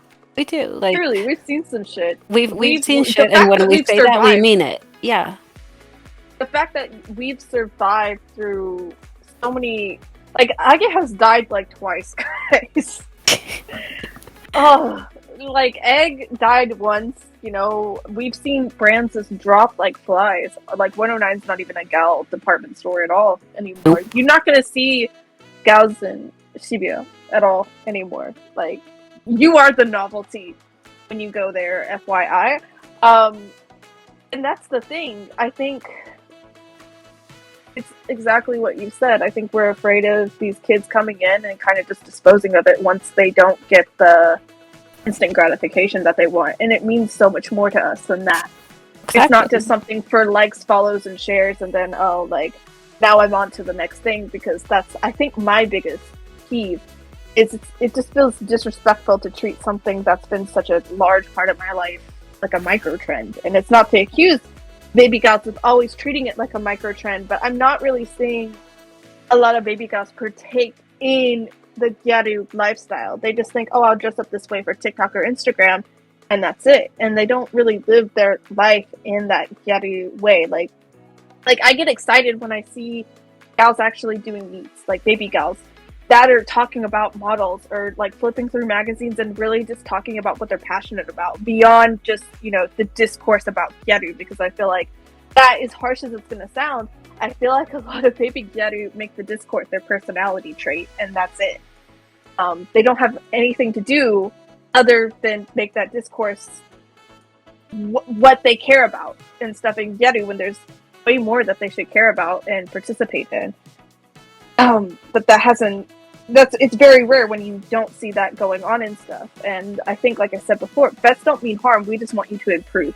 We're genuinely trying to be helpful, and I think a lot of people take it as us being elitist or other things, and it's not that. It's just we've been around, we've seen things. Take our word for it. And We know what we're doing. That's the thing. It's not necessarily that we may know better or anything like that, because there are vets like myself, for example, that have been completely isolated from the community and are just barely coming back and get told, hey, guess what? There's a shitstorm, and you're like, nah. And then you see it for yourself, and you're like, I didn't know it was going to be that bad. The moment you told me, when my brand post came up, and you're like, dude, like, take some of those off, like, this is going on, and I'm just like, nah, like, why am I going to gatekeep? And then I see these people, right? I see these kids where I remember distinctly seeing one, and I don't remember, and I'm not interested in calling them out, but it was about making a video looking like a mascot, like literally like a fucking cat or a bunny or I don't know what. But the moment she starts bringing up, and I got these from Daya, and these are Mars, and blah, blah, blah, and I'm just like, kid, I can't, like, when I tell you that I could barely afford Mars at my age right in this very moment of my life, and I see somebody half my age owning a wardrobe full of that, I'm questioning what the fuck is going on. My lifestyle isn't a cosplay. It's not a costume. Exactly. It's not something to play dress up with. It's not dress up. Stop treating it like dress up.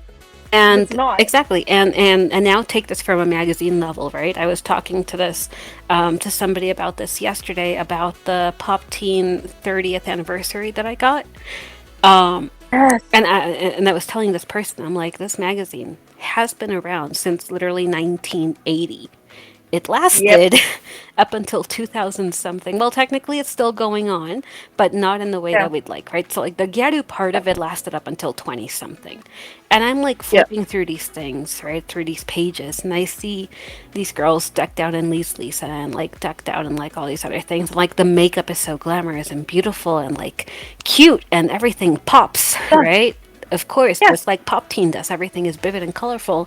And I'm explaining to them how Japan now, their trend is monochrome. It's beige, it's white, it's black, it's gray. There is no color. And the same can be said for fast fashion up until just recently when they finally took the retro is in and heavily marketed that. It was all beige, it was all black, it was all white. There was very little color in it, you know, and it's like, it hurts me being a part of the community since that time up until technically now, seeing that change and seeing that death in Gyaru, in fashion. Definitely. And this is why I cherish it, right? And this is why I buy it, is what I was explaining to that person.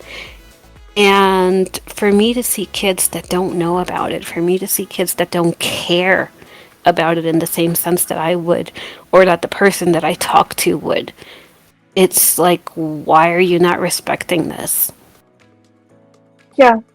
And I think it's even more disrespectful that there's like Depopers trying to profit. And it's hurting the community as a whole and stuff. And it's happening in Japan recently now too. And stuff. Somebody told me that they couldn't even buy a coat because Japanese sellers don't want to sell to foreigners because they know what's going on. I've talked about this with Lizzie before and whatnot in our Gab, but like, dude, like it's gotten to the point where like Gyaru is such a trend that people try to like take advantage of it and stuff, and it hurts the community because it's making the clothes unattainable for not only baby gals but vet gals too. Let me tell you the amount of cancellations I fucking had off my recent haul. Like just out of nothing, people would fucking cancel on me. Because I think you're gonna scalp it and stuff. And there's people even on like, for instance, like Japanese Mercury right now with Mars. I've never seen Mars prices as ridiculous. 90,000 yen. Shit from 2008. Yes. I've never fucking seen shit like this happen before. Some of it's even fucking like Daya, the belts, $90 damaged. Are you fucking kidding me? Exactly. Like I bought mine for $15 before this hype even like popped off. This isn't like normal. And the fact that people from the outside are just fucking profiting off of this? No, this is why we gatekeep. It's not the fact that we don't want to help vets or vets or baby gals or whatever. It's just the fact that if we're really open with shit, it hurts the entire community because there's people veering in, waiting to take advantage. I'd rather help you in your DMs. I'd rather know what your intentions are. If you're a long-time person, I'll help you. No problem. It's just people who are treating this one like a trend or treating this like a business. Oh man, like I'm done doing that. It's sad. It really is, because I think anybody would be happy that there are more people in the community actually in it for good reasons. I personally would be ecstatic to see more actual, like, I hate the word baby gals, but more baby gals actually, like, doing their shit and fucking learning and thriving and joining a community that actually values Gyaru, right?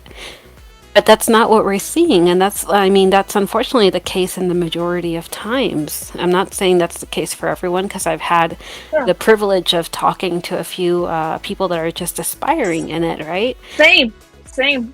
But it's like 5% out of like a good fucking portion that just don't give a shit. And it's like, if they could care, I know that they would see vets a little bit differently, and vets would see the newcomers a lot differently too. Yeah, just as long as you're not treating my lifestyle like cosplay or dress up, and are going to be in long term and are actually interested in the lifestyle and the culture beyond just look at me, look how cute I am, like, give me a like and a follow, like, I care about you then, show me your day, show me your journey. I don't want to see this discourse all the time. I don't want to see all this infighting between baby gals on who's right and who's wrong. No, show me your day, show me you going out with your friends, show me the magazines that you're flipping through and be like, this is the model that's really inspiring me right now. This is the era that I'm really taking from. I tried to do my makeup this way today. Does anybody have any opinions on how to make this better? Be open to constructive critique. And there's a difference between constructive critique and straight up critique. Some vets, yes, are assholes. I won't lie. Some people don't know how to fucking use their words. But some of us really do mean well. And you'll know who means well. And if it's somebody that you genuinely do look up to, they're going to give you really good advice that aligns with what you're trying to do. And just to add to that too, I mean, there's only so much criticism we can give, constructive criticism. If you don't take it, like, what are we supposed to do? Yeah, we'll just ignore you at that point. It's like, really, I mean, can you blame us at that point? Like, we're really so fucking segregated at this point with, like, where... Dude, all the vets have went underground.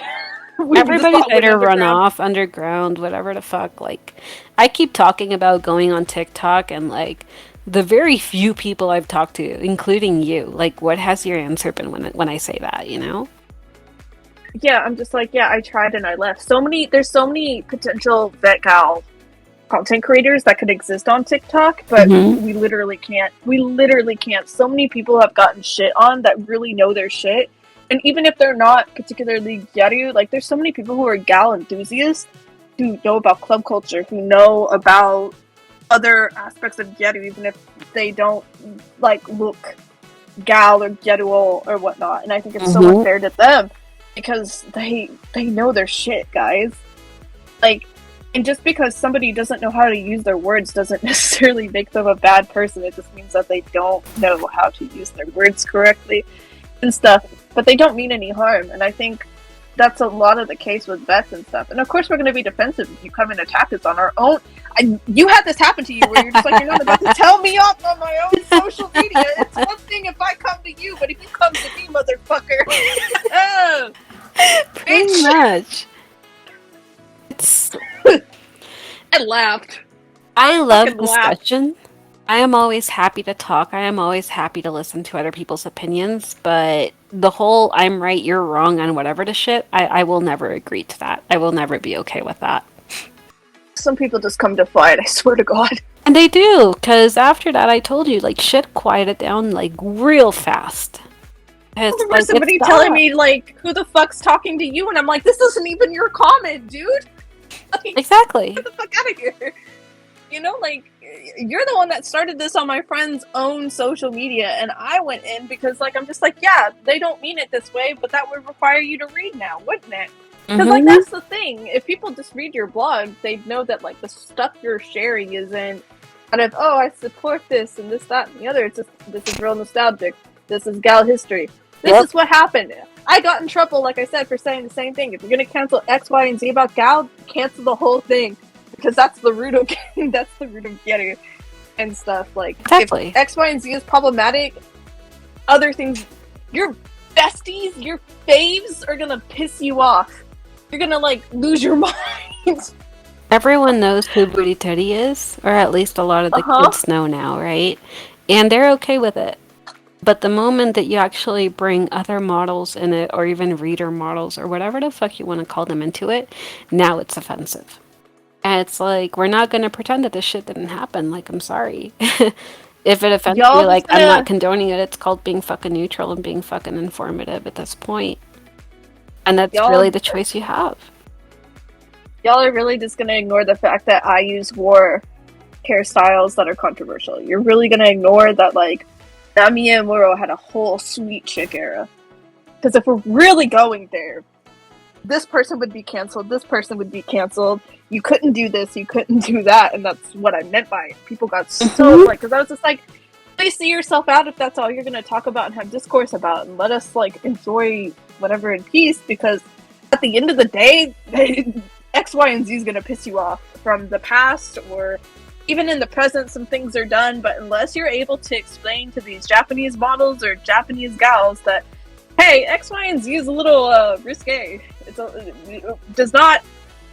Do not compute well over in other places. Because let's be honest, I don't think Japan's really that bothered about it. Otherwise, people wouldn't do it. Okay, so speaking of 80s dad supremacy, I know that you weren't around for like the huge surge and like the pandemic kind of contributing to like a huge gal boom, especially on TikTok and whatnot. But for you, how has it been to kind of come back into the scene when it's like shifted so much compared to like when you had left?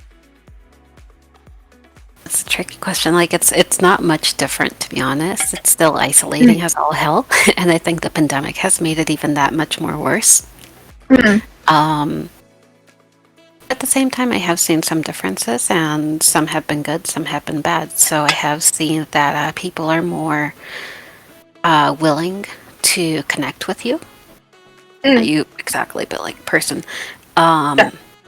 Could be potentially because of the pandemic and being so fucking isolated and what that does to somebody's mental health, because we do need human connection to actually get by. Or the second part that I've observed, which is more for the bad, is that we live for arguments. People have too much time on their hand. Chaos. Yeah, we got way too much. Like, that's the thing. The pandemic hasn't allowed us to really live our lives anymore. And like a lot of the younger generations, they're unfortunately, I talk about this in the Gal Mind articles. Their youth, or like what they would consider their golden years, right? Kind of like for us, they've spent it indoors because of the pandemic. So they don't get to enjoy, for example, actual Gyaru meets. You don't. I think that's changing, though.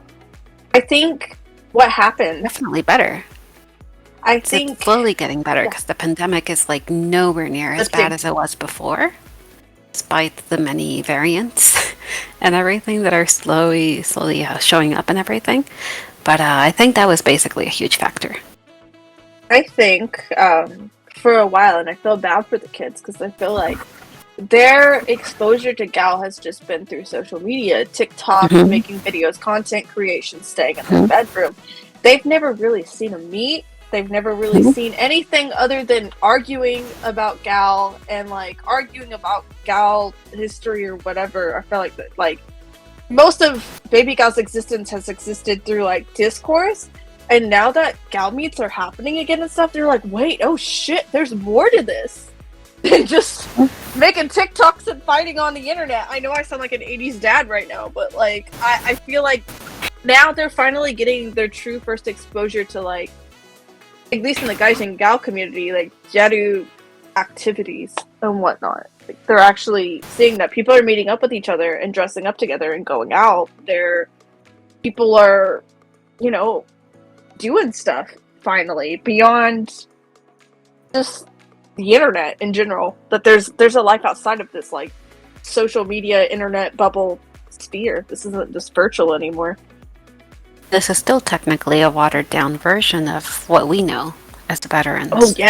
Oh yeah, for sure.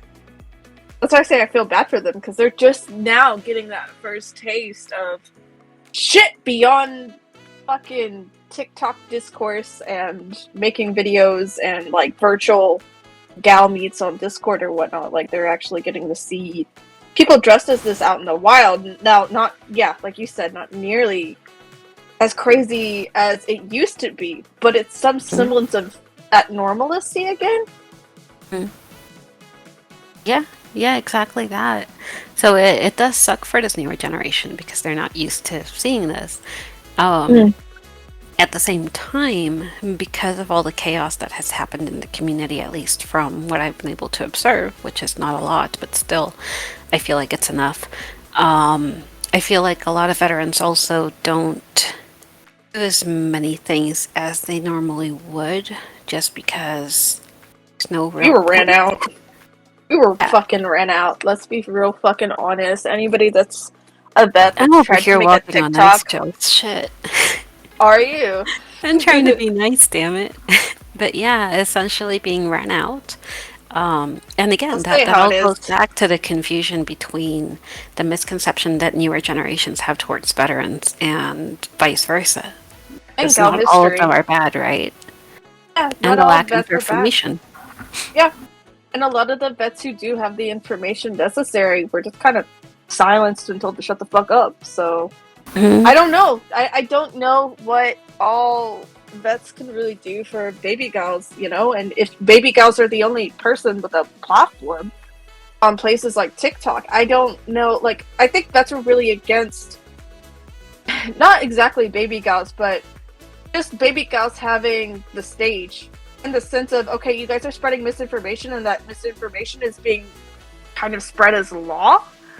And now you guys are harassing vet gals, being like, well, this person said this, and now this is, like, all true. And it's like, wait, no. No, that is not true.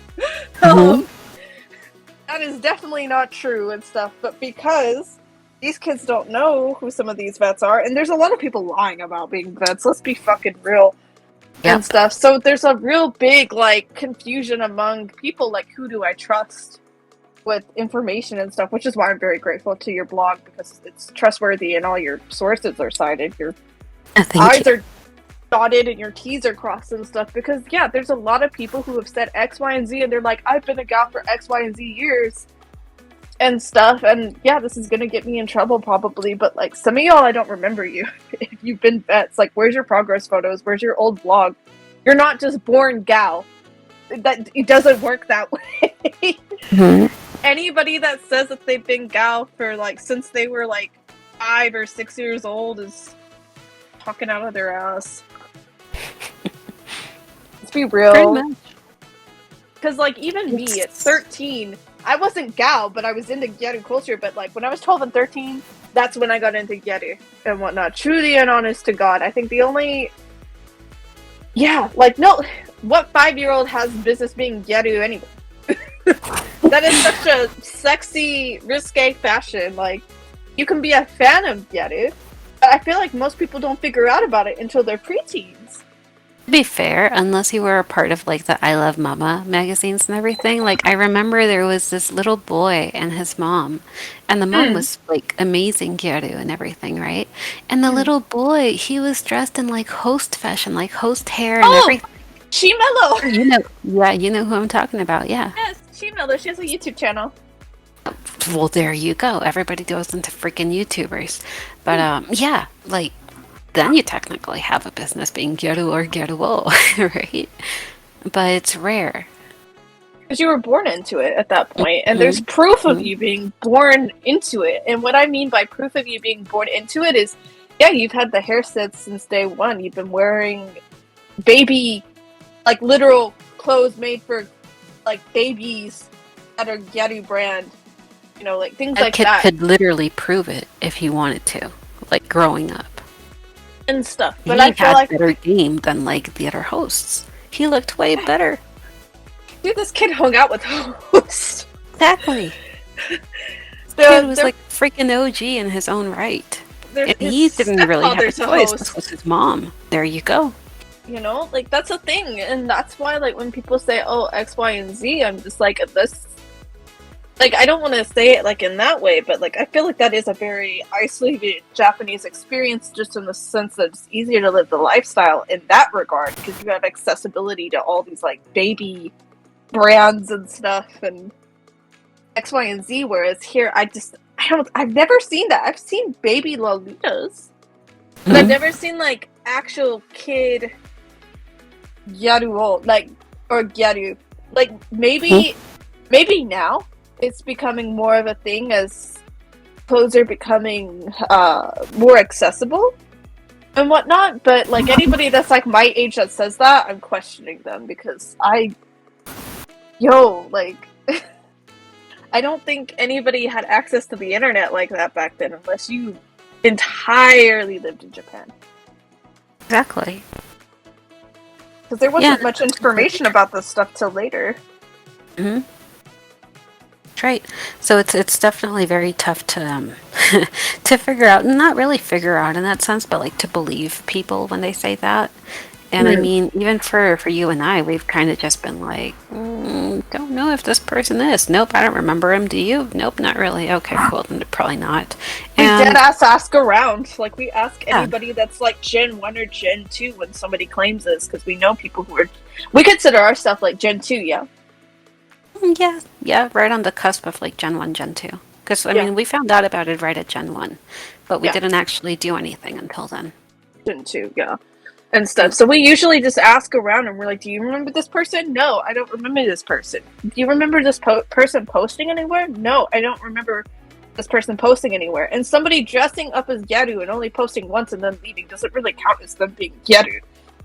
Oh my god, you have to be consistently Gyaru with progress photos and like activities and things like for a while. It's why when Danny and I, for instance, we say, yeah, we've been into Gyaru since like 2000.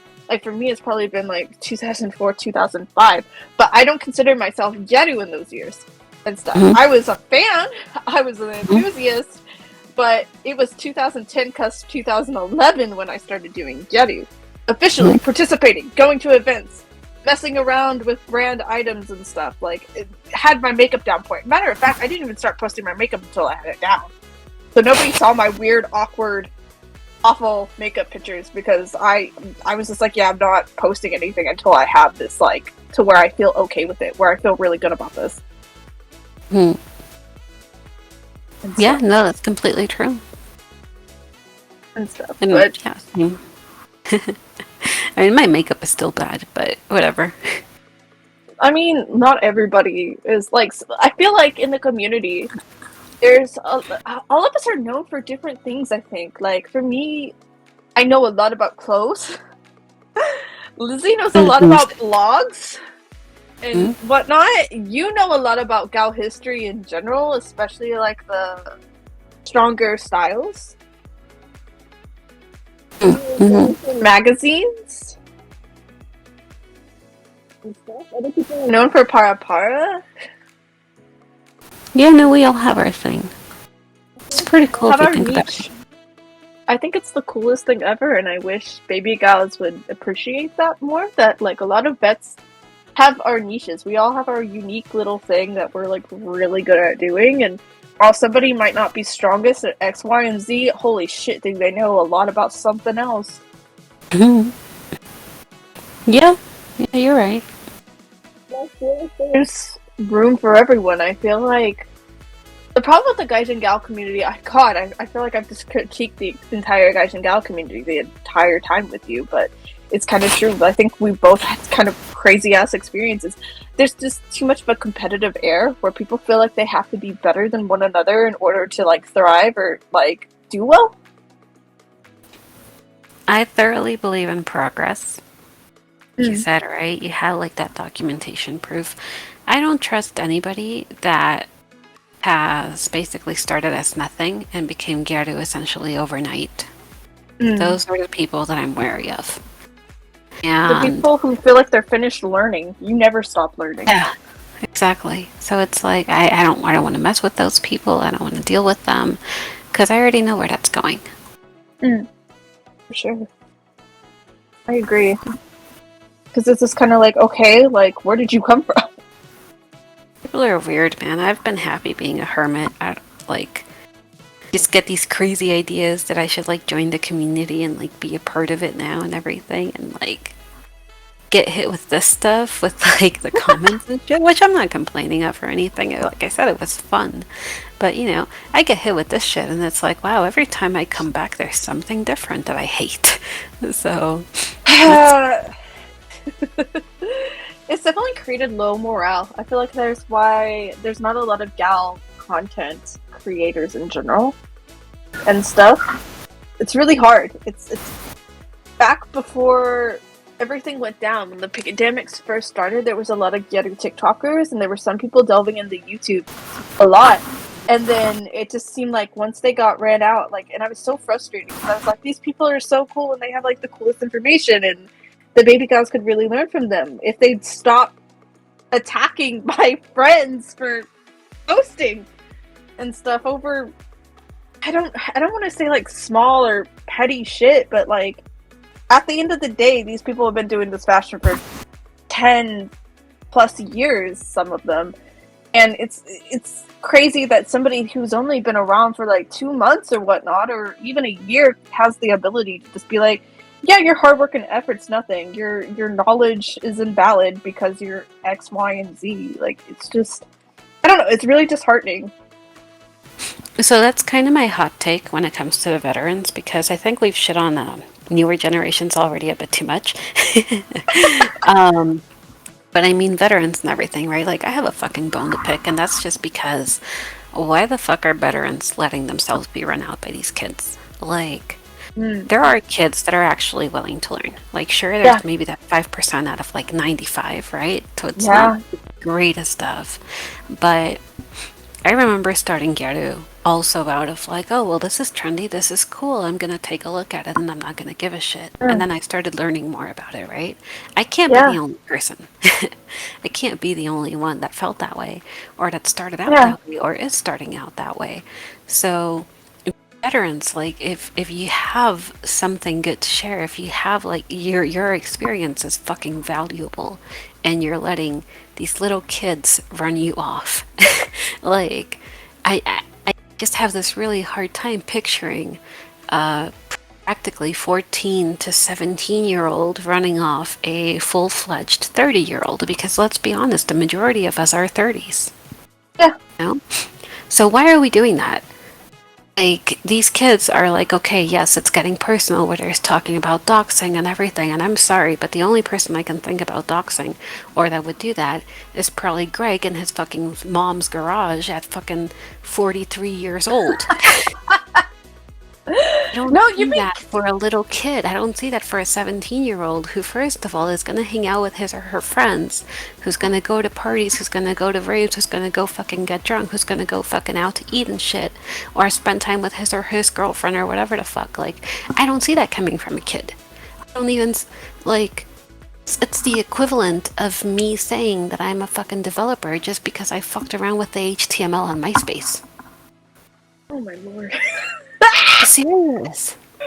How are you guys letting yourselves be run out by these kids? I think it's just the boundary of just them being like, oh, you're fighting a minor, but then it's like, but you came on my page first? Then don't fight them. Yeah. Like, that kid commented, right? Like, nah, like, I flat out told him, check the comments. I'm saying that I'm not agreeing with this. Check the comments. And he's like, nah, I'm not wasting my energy. Why are you wasting your energy arguing with 16-year-olds? Why are you wasting your energy arguing with 14-year-olds? Why are you wasting their energy? They said that they didn't want to waste their energy, but then they took the time to waste their energy to comment on your shit. So let them do that. Let them be mad over what you do. Fuck them. Doesn't matter. Like, I think Gyaru actually gave a shit that fucking Osan were like after them and stuff, trying to talk shit, trying to fucking treat them like fucking roaches. Like, do you think they gave a fuck?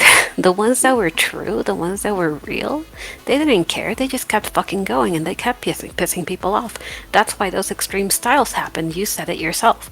So why are we, as veterans in the style, I myself have been in this for about, 17 years now? You have been in it for a little bit longer than I have, technically speaking, because of the knowledge you knew back then, too. So We're letting these kids literally run us off with that much experience. Like, they've been in this for like 2 months versus our 17 plus years. We for real? And I know it's not all baby girls. I know we've been like shitting on baby girls a lot, but like some of y'all that do genuinely want to like know about gout, it's hard to help you because of these people and stuff. It's hard to pass down what we know to you guys because you have spiteful little Tammy over here. No offense to anybody named Tammy. I'm just coming up with whatever fucking name that comes to mind. But like spiteful little Tammy. Just because you don't want to shit on Greg anymore. Oh, fuck you too, Greg. Shit. But God. But basically, like, here's spiteful little Tammy, you know, putting their 2 cents in, but they're not even gonna stay here. Like, this whole thing is disposable to them. It means nothing to them. Because if it did, why fight with people who are trying to help you genuinely? And just because we're talking about issues or I don't even want to say issues, we're basically talking about history, that people make an issue is what's happening. Doesn't mean that, like, we support X, Y, and Z. I think there's this really crazy misconception. And what we're really doing is, like, we're sharing the history of Gyaru because you can't get rid of the history of Gyaru. The reason why you're able to do X, Y, and Z is because that first generation who did all that, like, risque, debatable stuff crawled so you could run and stuff.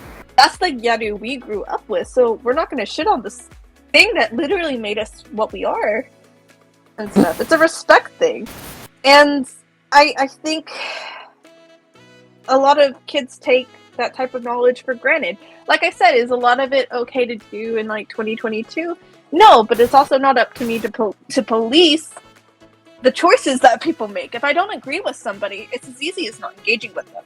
There's a block button for a reason. I've said it time and time again on my own social media. If I don't fuck with you, I'm just gonna block you from now on. For a while, I thought I was gonna reason with people, and then I realized that there was no point in reasoning with people anymore because they didn't want to be reasonable. They just wanted to fight. Some people just come to fight, and that's it. That's the thing.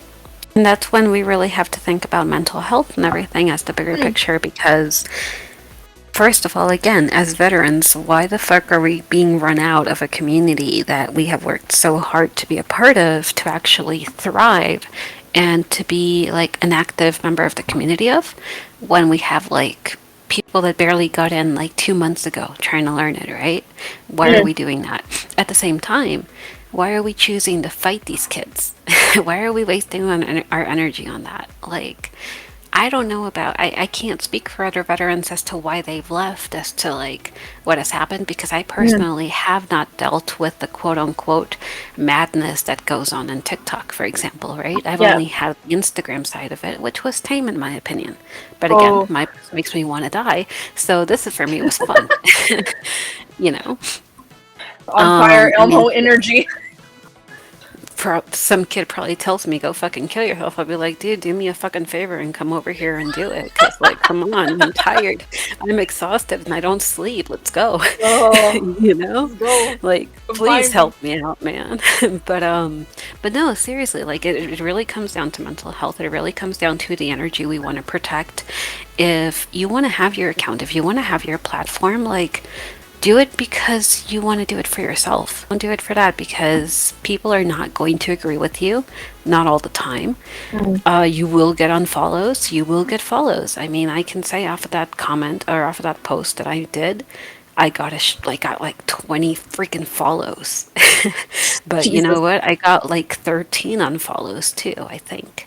Yeah. Did I still win? Totally. Because apparently controversy is good. Yeah. Not all bad publicity is bad. Exactly. But also, I've always been a fan of, like, if we're going to discuss something, I'm totally cool with it. Because I want to hear your opinions. If you don't know about something, if you have questions, fucking tell me, you know, and I'll help you out. But if you're going to come fight me, I have control of my account. I can choose whether I want to argue. can choose whether I want to block you. I can choose whether I want to hide your comment. I can also choose, of course, if I want to be run out by a comment or 2 or 3 or messages telling me to die because of my own personal opinions. Which, honestly, which one is the more horrible person at this point? The one that actually posted something for history's sake and for learning, or the one that is telling you to go off yourself? So, I mean, kind of got to evaluate choices there. But yeah. Seriously, like it really comes down to just protecting your energy. If you want to be on fucking crazier, do it. Don't let people control your energy. Let people control what you have to say. That's my bone to pick with the veterans. It's hard because I want to have faith and I see potential in the gal community, and I want a second gen. I feel like people always think like we just hate on baby dolls. I'm like, no, I don't even want to say a second gen, but a new gen. We're second gen. God, but you know what I mean. We want a new gen to pass our info down to, because we're not always gonna. I mean, we're gonna be here, but like, we're not always gonna be. Never specified what decade we were in. We're not always gonna be like super present like this, I guess is what I'm saying. I think we'll always be gal even when we're like fucking 70, but we might not be as active on social media as our life changes and progresses. And because of that, it is an obligation to want to pass down what we know and our experiences and stuff to the next gen. We want there to be a next gen, and I think there's potential there if people could just stop fucking fighting each other for a minute, and for vets to stop enabling some of the fucking fighting. Like, I can say that right now. Huh? I see some veterans, I'm not even going to mention names, but I see a lot of them fucking liking these kids' comments, or not comments, but posts just for clout. And I'm just like, why are you doing this? You like, did the you same know they're shit. not in it. You literally did the same shit a couple years ago, and now it's not okay, and you fucking did the same shit? Okay. The fuck? Sorry, I'm gonna See, that's say the it. stuff where I just don't agree with it. That's why I don't like the gal community, because there's a lot of fucking bad shit. But I can also earnestly say, especially with you, Darla, that like there are those very few people that actually make the community worth it and make it worth coming back to. Same. I'm so grateful that you even came back, because you have, like I said, a plethora of knowledge, and it's not just coming out of your ass. Like, it's genuine knowledge and stuff. And I think because you and I, it goes back to what we even said, we have such a very vastly similar experience working on 2 very big projects. We know that like we're capable of doing good things. We're capable of creating a more wholesome and more together community, despite our gripes with it. I feel like we've griped a lot, but I think it's because we're frustrated and stuff, because we're like, this has so much potential if people could just not with each other and stuff. And I think like we've ran into some people who do make it worthwhile, for sure. Exactly. There's some people I can tell who you just kill it every time. I can tell you, and I am not afraid to name drop on this one because it's actually a huge ass fucking compliment. Lizzie has been a fucking gem of people. You of all people know this, but something that I don't really talk about way too often. Every time I come back, every single fucking time, and I can tell you it's been maybe 4 or 5 times, because I've been around blogging wise the same amount of time that she has. It's just she's been consistent, and I always fall off the face of the earth. Every time I come back, without fail, she is the first, if not one of the first people to welcome me back and be supportive of me. Every single fucking time. Yes, like, we need more Lizzies in the world, honestly. Hi, Lizzie, we're talking about you and stuff. But, like, genuinely, she's the most consistent. She's been extremely dedicated, and she's grown so much, especially over this past year, because she didn't feel like she'd ever be able to conquer Hime Gyaru, especially because she doesn't know how to do the hair and stuff. But now she's learning how to do the hair and do all this stuff, and I'm like, look at you, you've challenged yourself, and you've documented your whole process on how to do that, because it shows, one, that vets are human and we never stop learning. Just because we know a lot doesn't ever mean that we never stop learning, or we never stop improving or experimenting. And that's such a human experience. And I think that's something that's absolutely needed, because I feel like people just think that like vets are bitches and impenetrable or whatever, like with that, like I don't know Can't what sit people with think. this. Yeah, like, and we're not all mean girls, we're not all fucking plastics, we're not all crazy. I think a lot of people have, I said it in my Instagram stories and I'll reiterate it here, people definitely, if they've dealt with certain vets, have ran into the wrong vets, probably, or ran into people who aren't even vets at all, because the vets that you should be running into are people like Lizzie. Mm-hmm. Lizzie is always going to be helpful. Always. Anybody that tries to fight Lizzie is fucking crazy.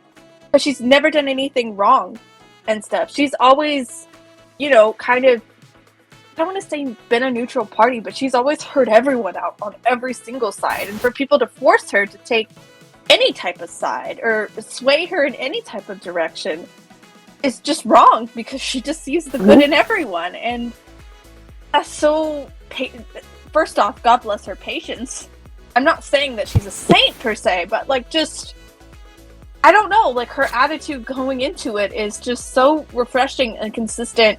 And like you said, she's welcomed you back each and every time. She's the first to do it, the first to reach out, regardless of where you've been or what you've done.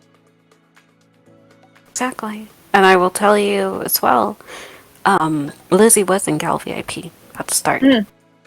She knows some of the inner workings as to what happened. Yeah. Did she shun me? Did she decide to hate me? Did she decide to talk shit about me? I guess the third one, I don't really know, because I don't know Lizzie all that well. But it's hard for me to see that kind of side to her. Yeah. Like, she just doesn't seem that kind of person. Like, she's not proven, even without needing to, she's proven how much of an amazing gal she is, inside and out. That's the kind of veteran you do want to run into. Exactly. Like, she's just the example of what every vet gal and even baby gal should be. And the sad part is she's not, like, I think she'll always be like a gal at heart, right? But eventually she wants to settle down and have a family, I'm sure. And whether she becomes a gal mama or not, we don't know. She might get overwhelmed by life. And so it's kind of like, what will we do when Lizzie kind of goes silent for a while, or, you know, decides to move on with a different period of her life? Like, this is why we need a new gen. This is why we need to kill this type of discourse with, yes, honesty and bluntness. Say it with your chest, but also with kindness. And just an unconditional, you know, respect for one another. That's also why veterans need to fucking speak up. It's the thing. And I mentioned this already. Again, poking at Lizzie. She's been fucking consistent. You can see that example between me and her. Nobody knows who the hell I am. The people that know are iffy, in my opinion, as far as what's been going on with me and the shit that's said about me. And then look at Lizzie, who has been nothing but consistent, has always shown up, has been here for years. Who do you know more? I'm not offended by your answer. Who do you know more? I know Lizzie more, of course, but that's... And who do you trust more based on that? Lizzie, right?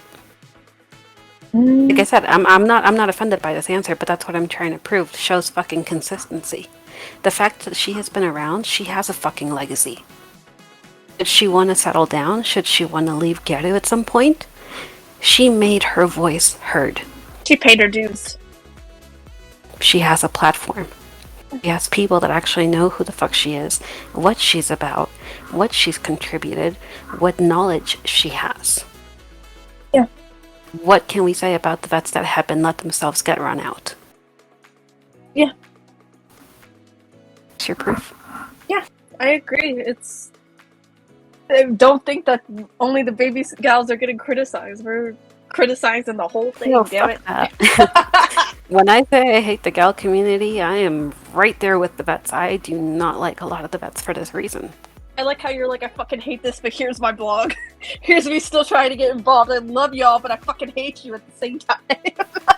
Where do you see the gal community going, both in the Japanese sense and in the international sense? Are you optimistic at all? Are you hopeful at all for both? Tricky. I want to know. It's tricky. It's fucking tricky as all hell. There is a lot of if this comment. If you If the question, Gaijin community and the Japanese community could get their heads out of the asses, it would actually be a good thing. Gyaru could actually thrive. it's all about That's a big intention. if. That's a completely big if. No idea if that's actually a possibility at this point. Every time that I've entered the community, I can say that it's gotten worse. Yeah, for sure. It's never once been like, oh yeah, like I left and now it's all of a sudden better. No. Every single fucking time it's worse. Worse. There hasn't been one person that I haven't interacted with, at least on just one conversation, that hasn't told me that. Yeah. So, Agreed. but what hope is there when every single comment is that?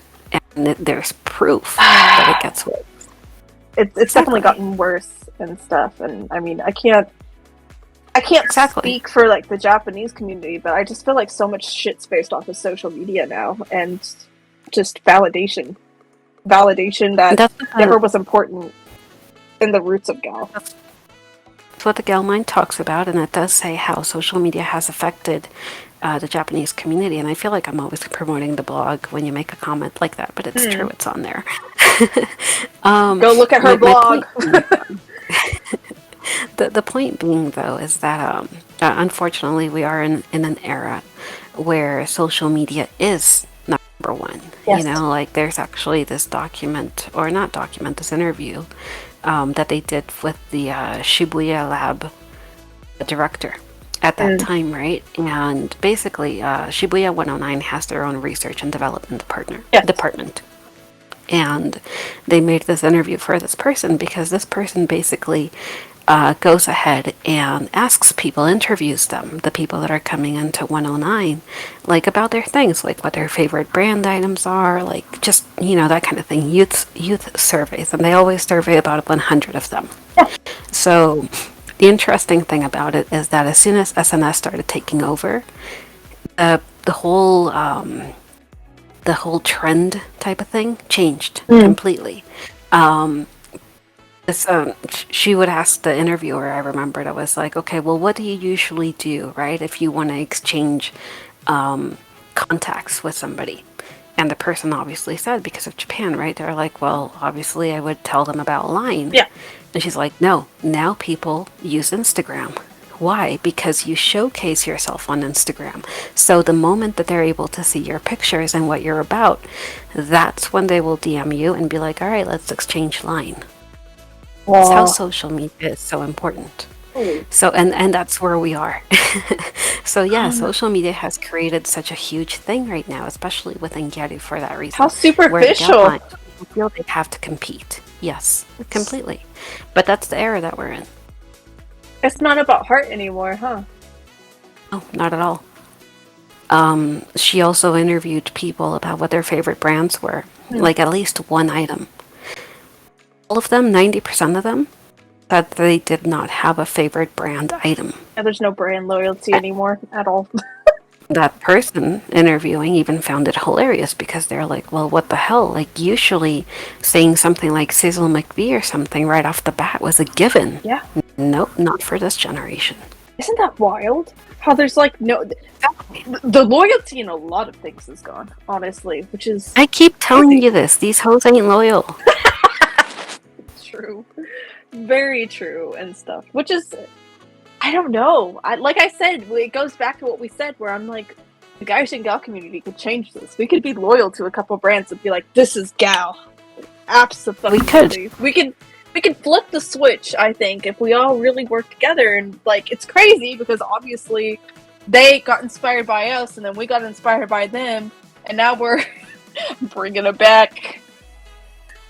And that's why when you tell me, like, do I see hope for Gyaru, both in Japan and for the US or overseas? Not unless they get their heads out their asses. Agreed. It's definitely a different thing, and like I said, I think it's gotten to be more, at least in the Japanese front, more idly and more, I don't want to say catered to men, but yeah. I feel like it's more about dating and reality TV shows and just, appealing to. They're like, yeah, we're sexy, but we're sexy not for ourselves, but for the approval of other people. I sound like a fucking parakeet, but going back to the blog, there is a thing about the history of fashion brands and everything, and one of the main things that it mentions, or not really a main thing, but still very important, is that train of thought is gone. Hold on. Okay, yeah.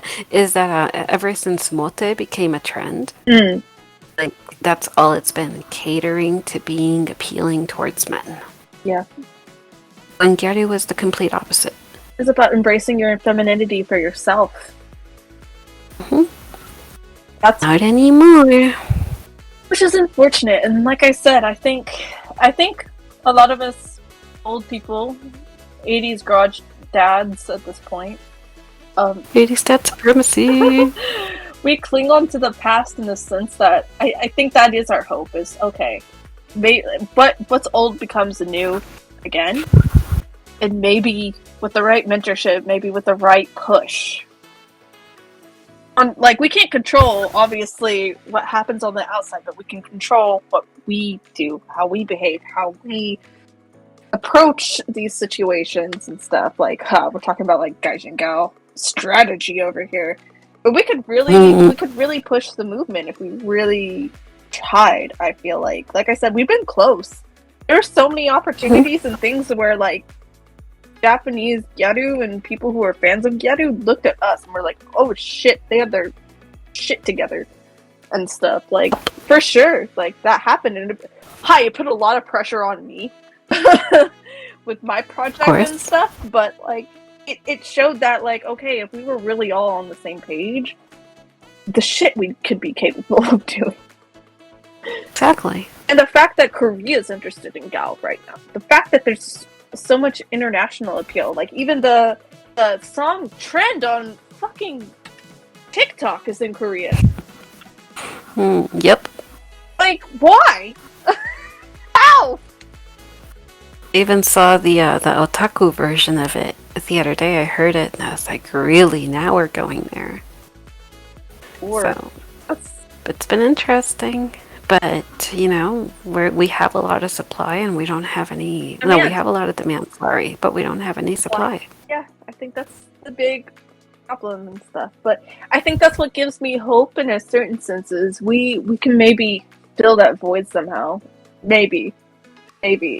Otherwise, we're gonna fucking die out, dude. It's gonna die. I'm a fucking cynic at this point, so more power to you if you're hopeful, because I know I ain't.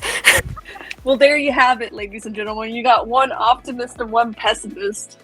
Fucking dying over here. Okay, I think we are gonna end it right here, guys. So I'm gonna have Danny promote her blog and anything else that she wants to do. Tell us about your future plans. Let's end up on that note, because that's a little bit more optimistic than we're gonna die. Okay. We're all gonna die. It's the end of the world. No, I'm just kidding. I promise I'm not that scary, even though I seem like it. Oh, she's just tired. I'm fucking tired. I really am. And I'm hungry, actually. It's hungry. It's almost fucking 3 in the morning for me. It's 2:54 a.m. So yeah, I'm fucking low at this point. But seriously, if people could actually get their heads out of the asses, it would be such a good community. And of course, not everything is going to be rainbows and butterflies and all this stuff, but it can get there. Maybe not there specifically, but it'll get there. Yes. And as far as the blog goes, I just want to continue being able to provide value. Will I continue doing so or being able to do so? I have no fucking idea. Do it, bitch! And that's just the thing! That's just mainly because the people that know me, for example, Lizzie can vouch for this. I disappear. So how long can I keep this up? I have no fucking idea, but enjoy me while it fucking lasts. Oh my god. Me having to go search for you. Where the fuck did Danny go? Have you seen Danny? Basically. No, have you seen Danny? What's fucking going on for you, bitch? That works for me. I'm fine with that. What are your future plans? Yeah. Tell us your future plans. Just to God. No, Tell us you're gonna disappear. Don't be doing that. Tell us what you're doing. I'm gonna go home now. I'm just kidding. No, so actually for this is gonna surprise you a little bit, but I'm just gonna give you a little bit about like the stuff that I like do. Even though I am very pessimistic about the future of Gyaru, I will continue hoping for some sort of campus summit revival, but on the Gaijin Gyaru's end. I'm just gonna say it. It should be a 109, or not 109, but like a fucking Gyaru pilgrimage, right? Ah, fuck no. We're going back to its origins. We're going back to La Forêt. Oh shit. Okay, we're That's where it started. oh shit. Straight up on the Montesando sauce. Fucking yeah. It's basically a Montesando, isn't it? That street. That's correct.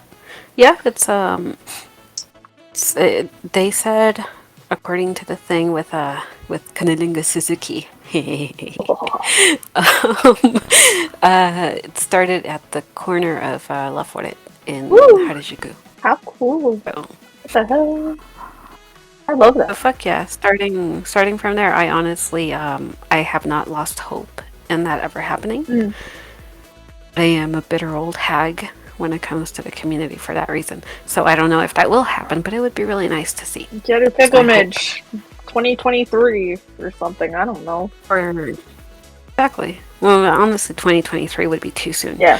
For the blog itself, honestly, I'm a fan of winging it, and I just kind of fucking wing it. So I don't really have any specific plans. Right now, I'm definitely kind of more on the Gyaru historian type of hoarder and keeper of all knowledge type shit. You and Miyu, So- God bless. Yeah, no, Miyu has been amazing when it comes to that. But yeah, no, definitely trying to have some sort of Gyaru history like still there has been one of the main things for me. So like right now I'm working on trying to preserve like videos and all God this stuff, bless. right? Tutorials, hair, para, model offshoots. Doing God's I work. think right now the first thing that I decided, because I thought it was easy, and this shows just how fucking insane I am, is I started off with music videos. Of all people, know how much of a trap that was. Yeah. Oh my God. I mean, I guest wrote for you, and you saw how long my thing went. Fuck. Exactly.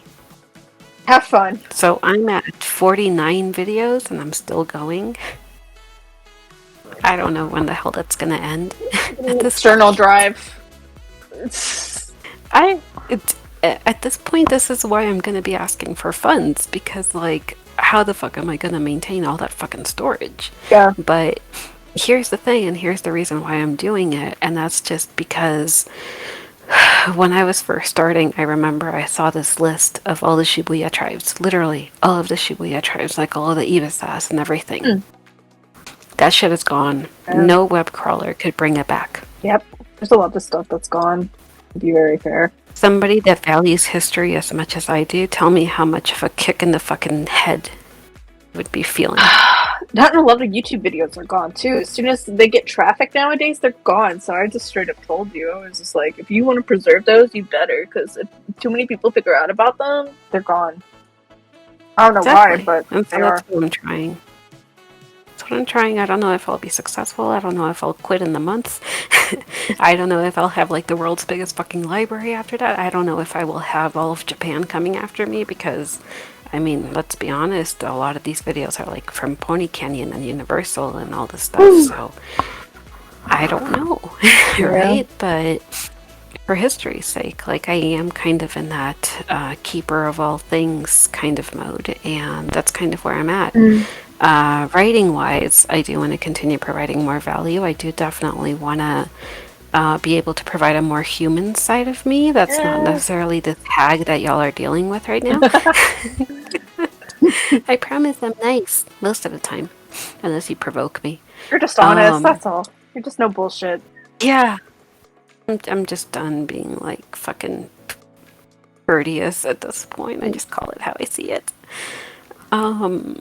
But yeah, no, like I want to be able to show that human side of me. I feel like a lot of it got maybe misconstrued or lost with Gal VIP.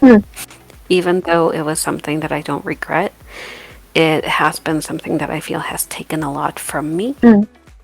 So, I don't know. I feel like it's much my duty to try to reclaim your stage, bitch. Essentially. Even though I still fight with the why should I even bother part, but yes. For yourself is why you should bother.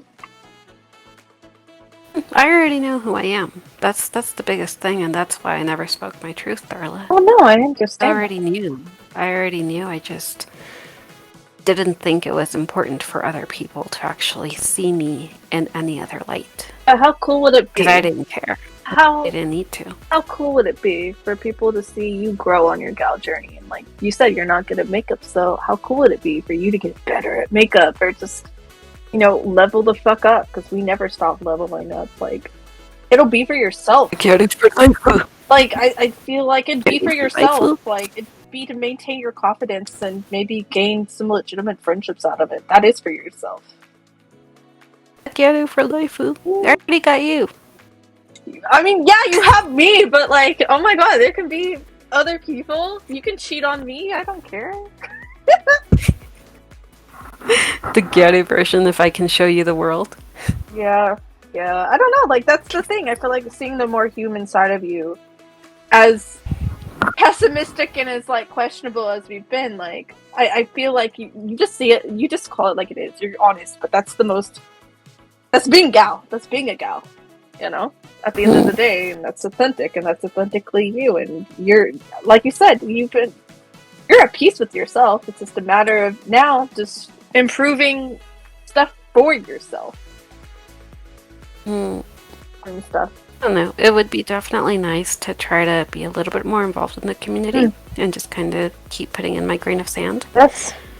And I said this in another post. I think I locked it or something, but if I can find more people that are into like the whole history thing like I am, then I have found my community.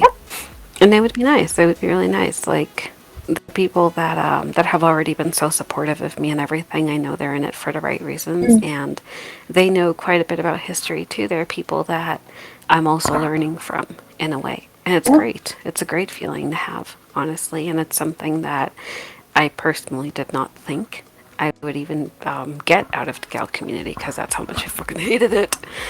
Still kind of do, but whatever. So I mean, I want to be proven wrong. Basically. I think you will be, but that's coming from somebody that's optimistic. You're way too optimistic for my taste. You're like, oh my god, shut the fuck up, bitch. Please. Do you want to tell them about your upcoming TikTok and your upcoming YouTube? Because you're delving into video, I think, too, yeah? Yeah, so, with the whole trying to be more authentic and everything, and just trying to show my human side and not my whatever you guys think it may be side. No, I actually want to show my quote-unquote journey, because I've always considered myself Gyaru. I always feel like I've dressed up rather than actually been Gyaru. Yeah. So I want to be able to showcase that journey into like actually having time for myself and to actually like going about it, you know? Like, I'm not a baby gal by any means, but I'm still, like you said, right? I'm fucking learning. Yeah. And that's the beauty of being a veteran. You always will. Yeah. So I want to be able to show that, because I feel like the veterans and new generations will be able to relate. Yeah. So I want to be able to do that and just kind of take everybody on that ride. Yes. Because I don't show myself often enough, as you know. So it'll help me break out of my comfort zone, and it'll also help you, Darla, as well as everybody else, to be able to see a more, oh, this is her type of setting. Can't English. But you know what I mean. Yeah, that, and I feel like the more, like, for instance, the more Lizzie has uploaded and other people have uploaded and done things, the more motivated other people want to do it as well. You know, like, we bounce off of each other. It really comes down to that. It comes down to the fact that people are finding somebody, again, relatable to them, which is why the whole influencer thing has even hit off to the fact that it has. So, if you see somebody that's struggling in the journey as much as you are, or that has been there before, then it's not just like, wow, I'm never gonna be like them, because they're on a whole other level, right? Yeah. Like, you're being like, whoa, okay, so they're, you know, they're going through this. They've been in this journey before. They're still going at it. This is really cool. I can learn from them. I can relate. So, here's hoping. Yeah. The thing is, being a low energy creator is just not fun. Yeah, no, it isn't. So, I don't have the energy, and I also don't really have a lot of time. Literally Gudetama. Pretty much, yeah. Like, no, like, my blog posts literally are all fucking batch content. Like, I work for, like, a week, I think, like, on the posts to make enough and just kind of, like, schedule them out accordingly, because, like, I cannot. If you ask me to do them on a day-by-day basis, like, my job and my personal life are so time-consuming for me that there's no fucking way. Yeah. My priorities are way different. But hey, like, I feel like your posts are very diverse, though. For those of you who've never followed Churikko before, there's a lot of history posts, but Danny also uploads magazine scans. She has guest writers on. She's going to share media things in the future. So there's going to be, like, a lot of different varieties of things to, like, look out for. Like, for instance, like, there's Kilala scans on her blog, and I've never seen scans of Kilala, like, anywhere. That was so exciting for me. Those were so fun. Yes. Like, I was like, oh shit. And again, those were all help with a crawler. Like, honestly, I don't own any of those magazines, unless I state it. Yeah. But, you know, finding all of those and everything, to me, has been a gem. Yes. Like I said, I'm in this whole keeper of information type of thing, so, like, it's fun for me. I get to be like, shit, this is something that other people can have and enjoy. Yes. All right. Danny, help close this off. Don't close it off. Promise I don't hate you guys. I'm just bitter. It's old and bitter, both of us. So, Exactly. yeah, please follow Danny's blog and Journey on Instagram and shit. yes. Eventually TikTok, where a lot of bloodbaths and everything will happen. So yeah, follow Churikko. Wage war with me. Yes. Follow Churikko on her blog, on Instagram, on the future TikTok, and on YouTube. Coming soon. Hey. Thank you so much for tolerating me and wanting to come on here. I'm so grateful. Fuck you mean? You're the one tolerating a fucking bitter ass old lady. You're tolerating a Over here, rainbow and like, I hate sunshine the world and person. I hate everyone, and you're like, what? What? Like, no, let people know you. You're awesome. And I'm like, I hate everyone. Literally my Melody and Kuromi. Dude, Kuromi is like my fucking friend, bro. Hell yeah. So, like, it's okay. Anyways, guys, if you all want to see more episodes of Gyaru Gab, subscribe and stay tuned. I have some really interesting guests coming on in the future, so keep an eye out. And like I said, go follow my friend Danny, who does a lot of cool stuff and will be doing even more cool stuff in the future. Anyways, thank you guys. Thank you for having me. Thank you for allowing me to have you on. Hey. Thank you guys so much. We going. We signing out. These debt supremacy. Gal life. Represent.